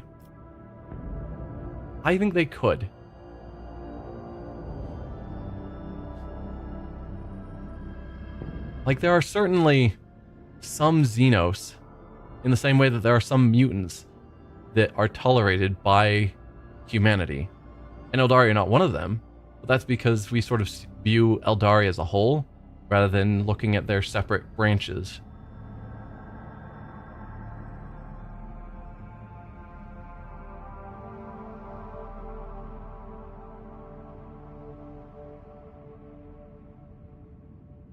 But yeah, I think as much as I don't really want to punish my own crew for this, I'm sure I gave strict orders of how to deal with them being on our ship. And some people ignored those orders. So they have to be punished. Like, surely I didn't just put them there and say nothing to anyone. So, yeah. Someone went outside of their orders, and I'm going to send punitive squads to deal with it. Juliet can only shake her head. Monkey deaths will not bring her kin back to life. It will only spread even greater hatred, and the gap between humans and Eldari will grow even wider. Yeah, that's fair. Sometime after, Iliad comes to the Lord Captain, haggard but still holding on to hope. She says that she came aboard the monkey vessel and set off into the darkness in the hopes of finding her kin, but found only corpses slaughtered by humanity's hatred. And though she and the Lord Captain were not always in agreement, the Alantok still tried to lend a helping hand. In gratitude, as she promised, she shares the coordinates of her kin's cache. Oh, so we did get the next step of that quest. In exchange for the rogue trader's help, Iliad provides the coordinates of a cache left by our people. It can be found in the last chance of Cyrene in the orbit of a gas giant. Alright, we'll have to keep an eye out for that. Let's check out the planets, then the Hulk, and then finally take on the unknown ships, I suppose. But I'm guessing the unknown ships are the pirates that have actually been preying on people.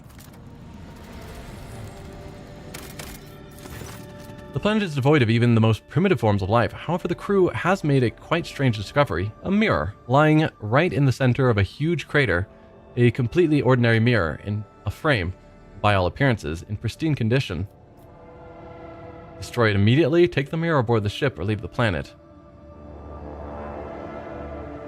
I mean, it could be something heretical, since it somehow survived in the center of a crater. But I'd rather take it aboard the ship and at least examine it first.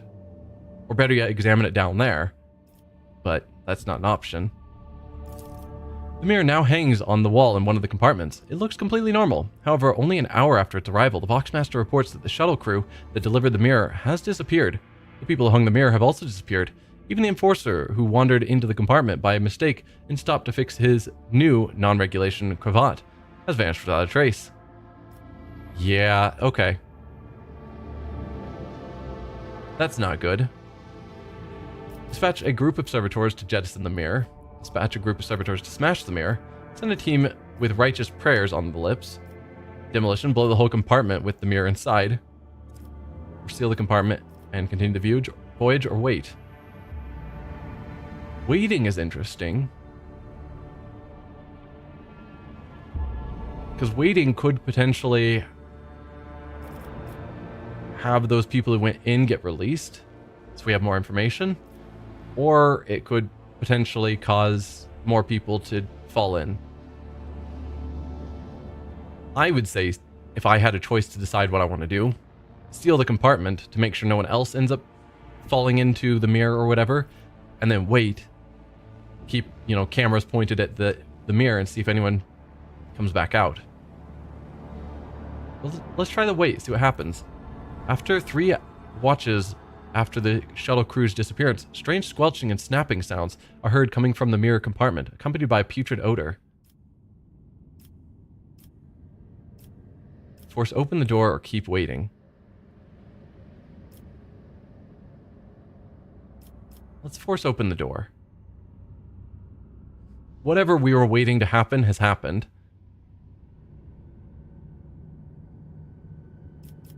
So let's check it out. Force open the door. The door opens to reveal streaks of some odd slimy substance interspersed with clumps of what looks like moss and growth hanging from the ceiling. Further inspection shows that the mirror is actively secreting biomatter, including fast-growing mold spores. Yeah, I think get rid of the mirror by any means necessary. We have let it do its thing long enough. We clearly don't want this to continue any farther. Get rid of the mirror by any means necessary. This time, the sinister mirror does not cause any trouble. Servitors drag it to the disposal chute, where they jettisoned it. Augurs track the mirror on its flight, indicating that it is still leaking biomatter. However, all strange incidents on the ship have ended, and the crew can now continue their journey. I guess no means to destroy it at that point, so it's somebody else's problem in the future. Well, that's somebody else's problem. Let's avoid the unknown ships. Yikes.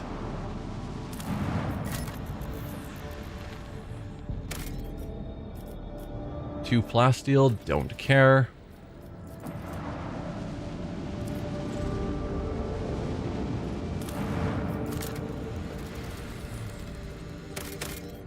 Nothing here.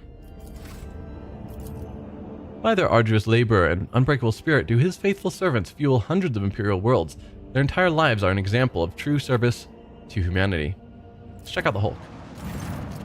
A vigilant member of the Augur crew has detected a small xenos vessel drifting through the void. The ship is unpowered and shows no signs of being crewed. Send out a boarding shuttle, rather than just opening fire. The squad board the vessel without issue. Corrosion has laid waste to the ship's systems, which led to the death of the entire crew. The interior is full of Eldari corpses. No weapons were found on board, and the dead xenos, judging by their clothing, were not part of any warrior caste, merely the crew of the now defunct ship. The xenos Irliet claims to have recognized the symbols on the dead Eldari's clothes. They were civilian refugees from Craftworld Krudarak. Alright, let's take on these unknown ships.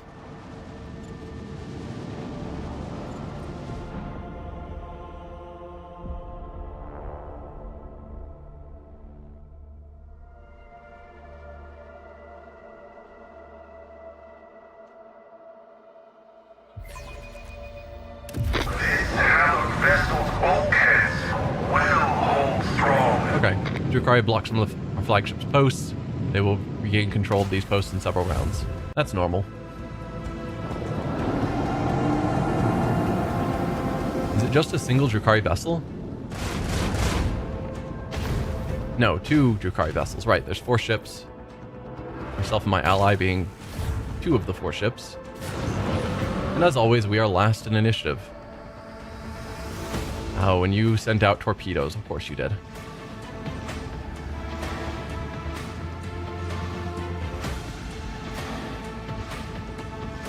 Well, I could go somewhere like here. Somewhere like here. And get 2 shots off on you. And then maybe still be able to turn to get a side shot on you.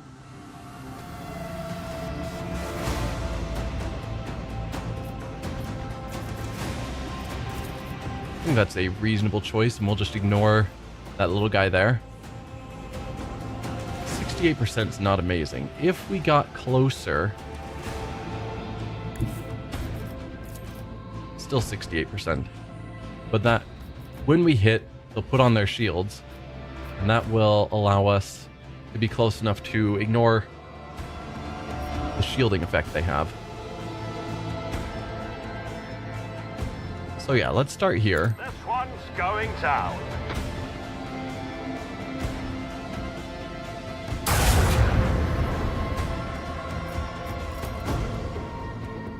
Fire the lance batteries. And if we go here, that'll allow me to get another shot off.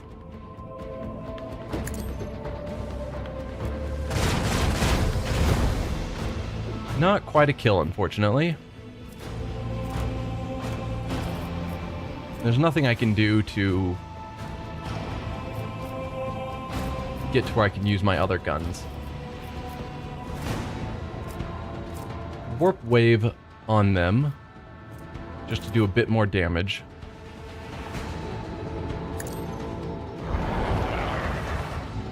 Alright. Torpedoes locked. I really should use the vulnerability scan more. I guess I can do it now.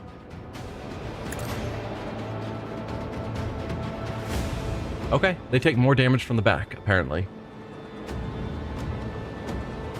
That'll be good for my interceptors.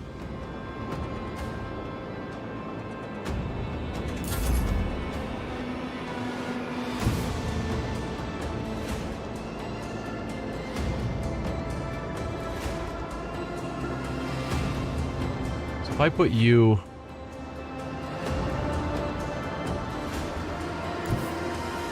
here, you still have some maneuverability afterwards, but that shot will be coming from the back to do more damage. Or I could instead move you forward so that you can take out the torpedoes and then park yourself in front of them because it's funny. Or I could just put you in front of them and take out the torpedoes. That's probably the smarter call because you're not going to be able to kill them. Okay, torpedoes are down. You're in front of them so they can't drive. Oh, no. Can't stop. That's a shame.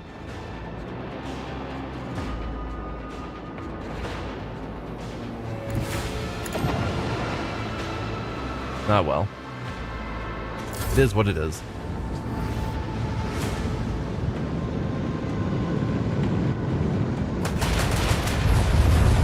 Not really worried about this fight. Looks like we'll win pretty quick. Taking minimal damage.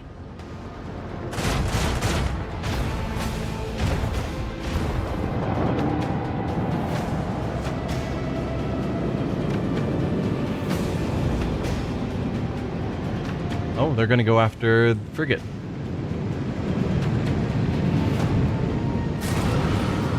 Oh, did you recharge your shields or something? No, just launch some more torpedoes. That's fine.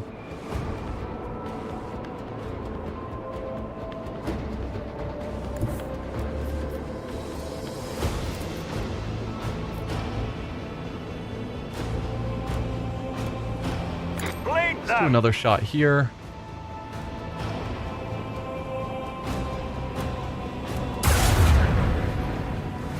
Nearly dead.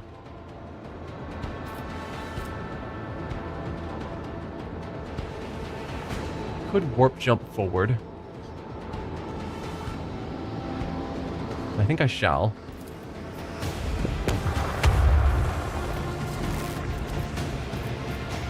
That'll let me get a shot here. Let's see. You. One of these is going to take them out, and then the other one I'll use on the torpedoes probably. 52 to 60 damage, or 4 shots of 21 damage. Let's go with you here. Which might miss at 68%. Fire the last batteries. Fade into nothing. Nope, we're good. Then we will fire our 4 shots onto you. Fire right now! Didn't quite take him out.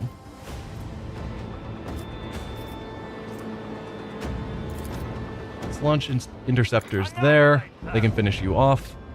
And then we'll move forward, I guess. Because why not?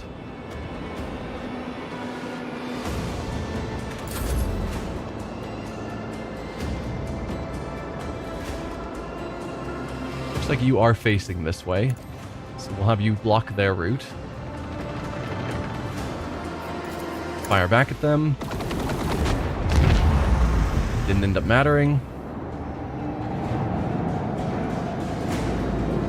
Where are you going? It is my turn.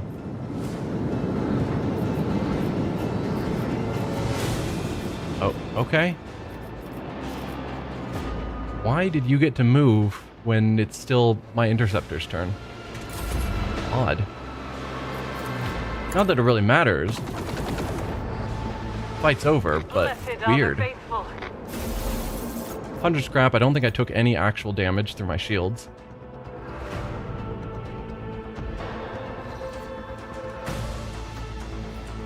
Verify that. Yep, hull is still fully repaired. I could upgrade the RAM again.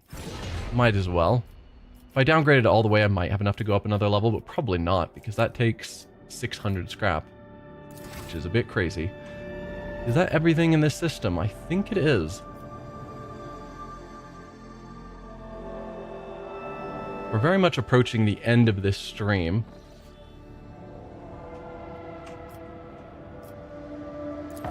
Well, let's see what options are available to me. So we've got routes to these two, Kiava Gamma, this other system, Nulla, whatever. We were told about the cache, Last Chance of Cyrene.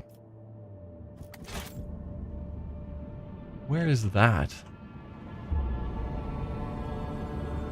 Last Chance of Cyrene, up here, which we don't know how to get to. Okay.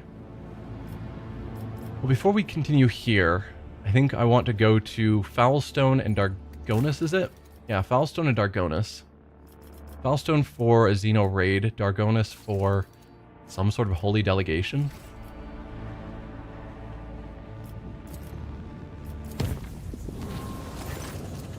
In the middle of a warp jump, our sensors detected an approaching void ship similar to ours in size, but of greater tonnage.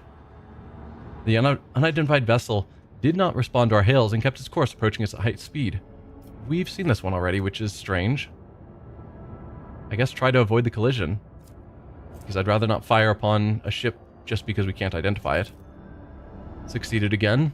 The unplanned maneuver was completed without any casualties or damage. The unidentified vessel, or perhaps it was a warp mirage, passed us by and made no attempts to follow us. Didn't realize that those events would repeat themselves. During the warp voyage, the Navigator Sanctum reported that there are warp reefs right on the ship's course, the fragments of the Sea of Souls given material form. The Navigator may either steer the ship past the dangerous region or risk approaching the ragged formation to gain valuable insight. 25%. I'm gonna say we just steer past it because it's using Cassia's lore warp, which is not amazing. Steer past the vessel past the warp reef, which it followed the route charted by the Navigator and successfully passed the troublesome region. 25% check is not worth risking.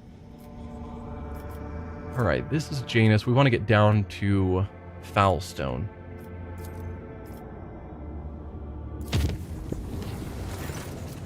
Mysterious sickness struck the clan living in the macro-cannon chambers. The disease quickly spread, causing the afflicted to writhe with unbearable stomach cramps and expire after several days of agony. Before the officers could react, the neighboring clans took the issue into their own hands and flooded the chamber with carbon monoxide. The macro-cannon was put back into service, and the vigilantes were punished for subjecting the rogue traders' servants to mob justice. The Imperium released us from its grip this time.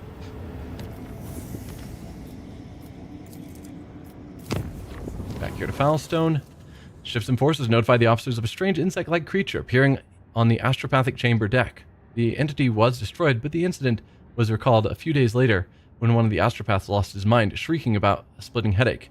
The psyker perished shortly after, and the autopsy revealed the presence of countless bloated larvae consuming his brain. The corpses and the insects were safely disposed of. Alright, here we are in Foulstone system. When in doubt, save. Yeah, I should save more often. Let's save. Foulstone. You're about to be attacked or something.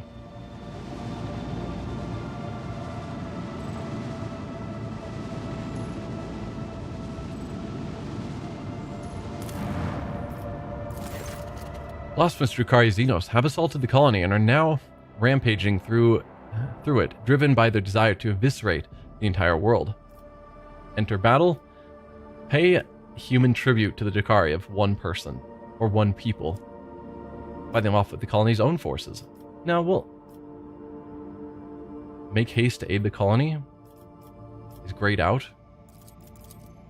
Odd. Enter battle. Not sure why we can't make haste to aid the colony. Whatever that means.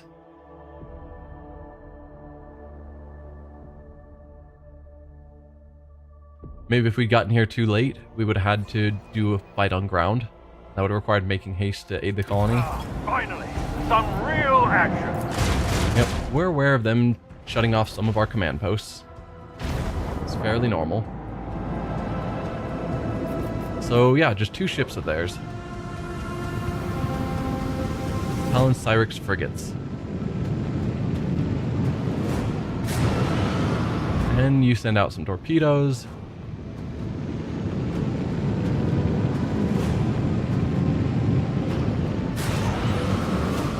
Maybe I should have gone for the upgrade that gave me initiative.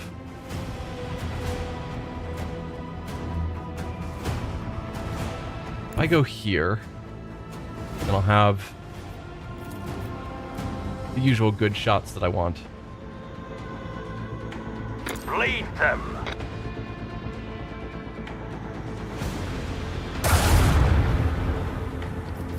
good. This one's going down. There. If I then go along the side of them here, be able to take a shot here, which would strip through their shields.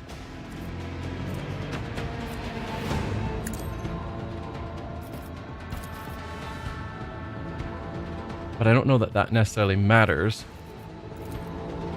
because we've already hit them from the side twice, right? Hard to tell. They don't have shields like we do, where they're clearly identified.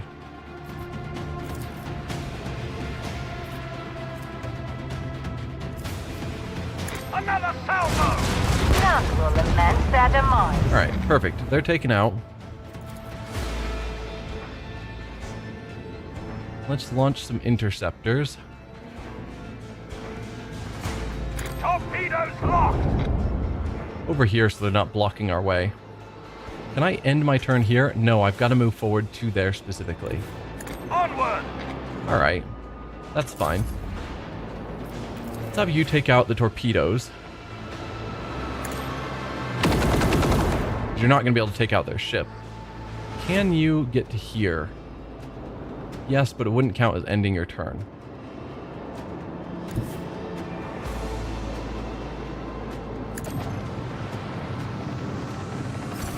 Oh, it did count as ending your turn. Okay. Cool. So we can box them in. Hopefully they won't be able to get all of their weapons on us.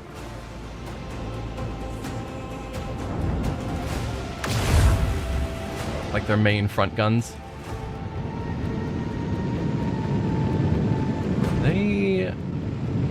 Did they take out... Yeah, I think they took out our gunship. Okay. That's fine.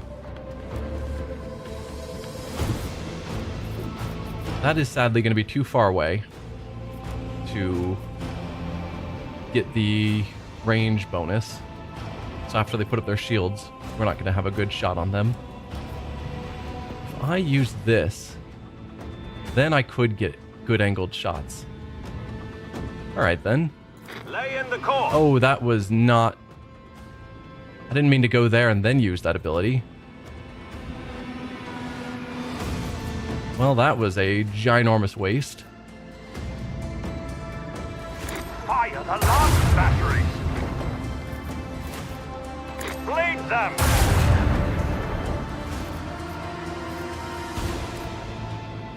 If I went here, then you could at least take another shot on them. Onward! Terrible chances to hit. But it is what it is. I guess I could have faced forward and then warp jumped. And that might have gotten me close enough to have a better shot. That was arguably a mistake. Unleash our vengeful salvo! Let's do a warp wave on you. Just get a bit of damage. Ooh, they will have a hard time if they're facing that way, turning around to get their front guns on us. So probably just going to get hit by side guns, or they'll shoot their front guns at our friend. We've taken some good damage, actually. Yikes.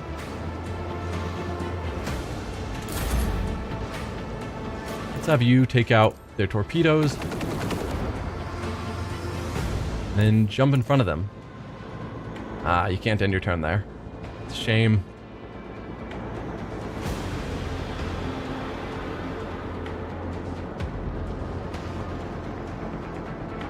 And I guess start going this way, so you're better faced to deal with wherever they end up.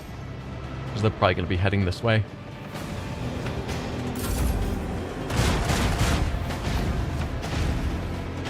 Three misses. Perfect.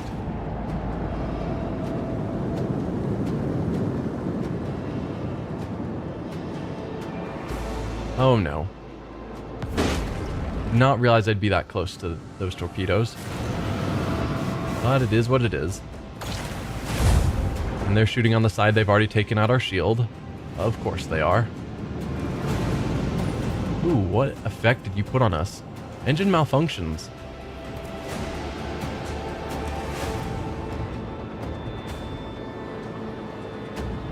Now, let's use this from the start. And the fact it was available again the following turn is probably due to that upgrade that occasionally lets me use my abilities again. If I am here, I can shoot you. This one's going down.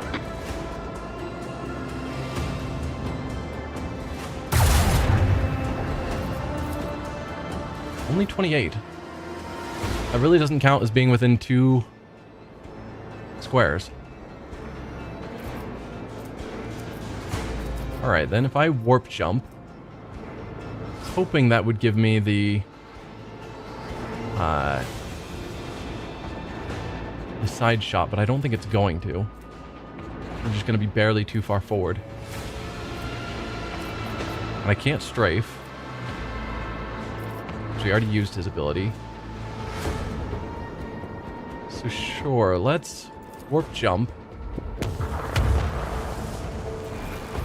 Can I get that shot? No. But hopefully I'm close enough that this... Oh, and I can't get that shot either from here. Oh, double mistake. I was hoping that'd put me close enough that I didn't take that penalty. But it seems that was not the case. Torpedoes locked. Yeah, mistakes all around. Alright, let's have you deal with them.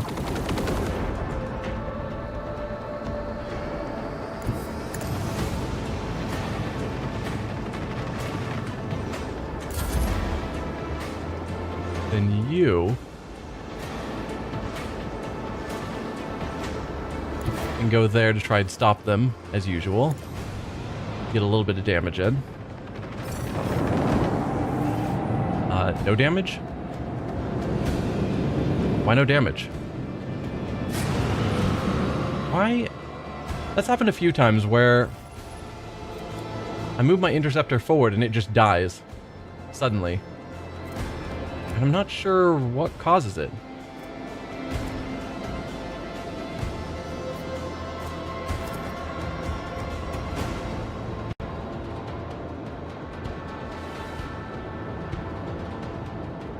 So I can get all the way here, but we're still not facing them. So there's no way I'm going to be getting the nose of my ship pointed at them. Unless I do swing run, which would have wasted that then. But I can swing run to get facing them, because otherwise I can't really get into a position where any of my weapons are well placed. What are you? Boarding party. Start internal fires. Eh.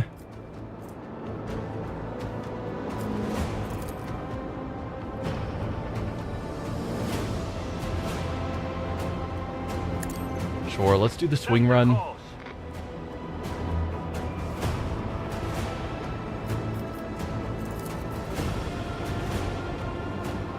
Bleed them. Good damage, but now their shields are up, which lowers my attack chance.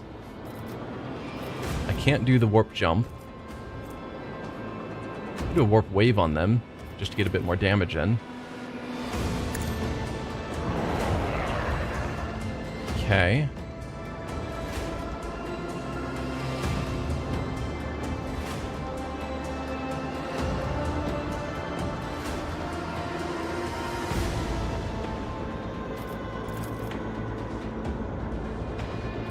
Yeah, I might as well take the shot. Another enemy sundered there we by go. the void. And then, why do you keep getting movement turns on my turns? I'm super confused.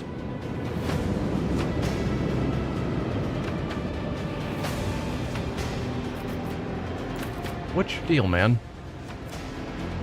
You have no abilities that explain that I can see. Is that an ability I have where... Well, no, it can't be just like whenever I kill a ship, they get a free move or something, because they've done it even when my interceptors had their turn. If I go here... Is that... Nah, it doesn't quite hit, though I could extend the range. Maybe that's the call. Extend the range.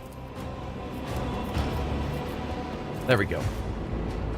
Take some free shots. Leave their hulls strewn across the stars. Wow.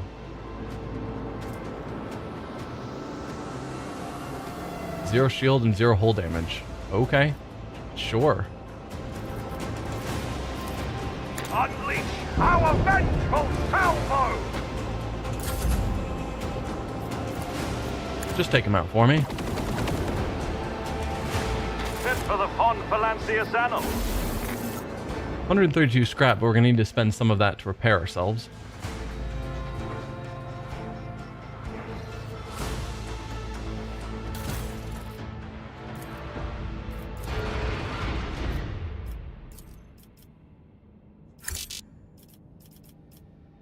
Can't quite boost our RAM any farther. So Foulstone is now safe. Anything further to do with you while we're here? No. You're fully upgraded. Next we need to get to Dargonus.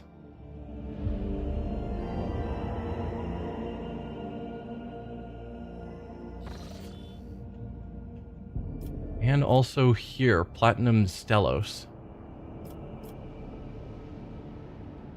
Maybe. Yeah, that's that there.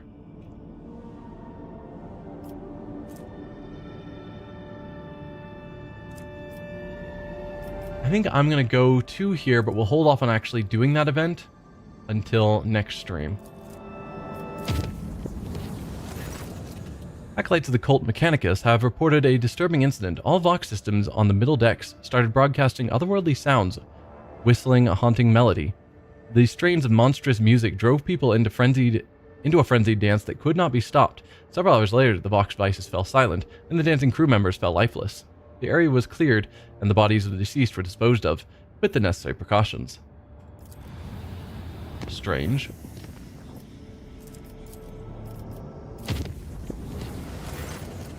The officers on one of the lower decks stopped providing status reports. 3 days had passed since the Vox systems broadcasted anything other than subdued moans and wet slapping sounds.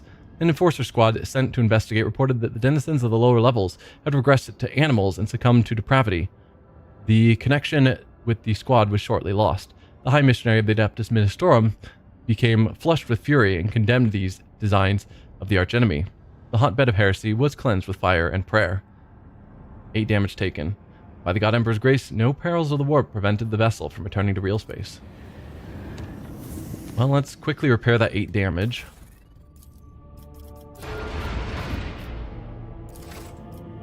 And end here. So next time we will hop in to answer the call for help from Grantis. Then we'll head up to Dargonus here to figure out what the Holy Delegation is. And then after that, I think we will finally make our way back over to this area to maybe eventually deal with Kieva Gamma and end Chapter 2. But yeah, we'll deal with that then. Thanks for watching, and I'll see you guys next week when we continue. Bye.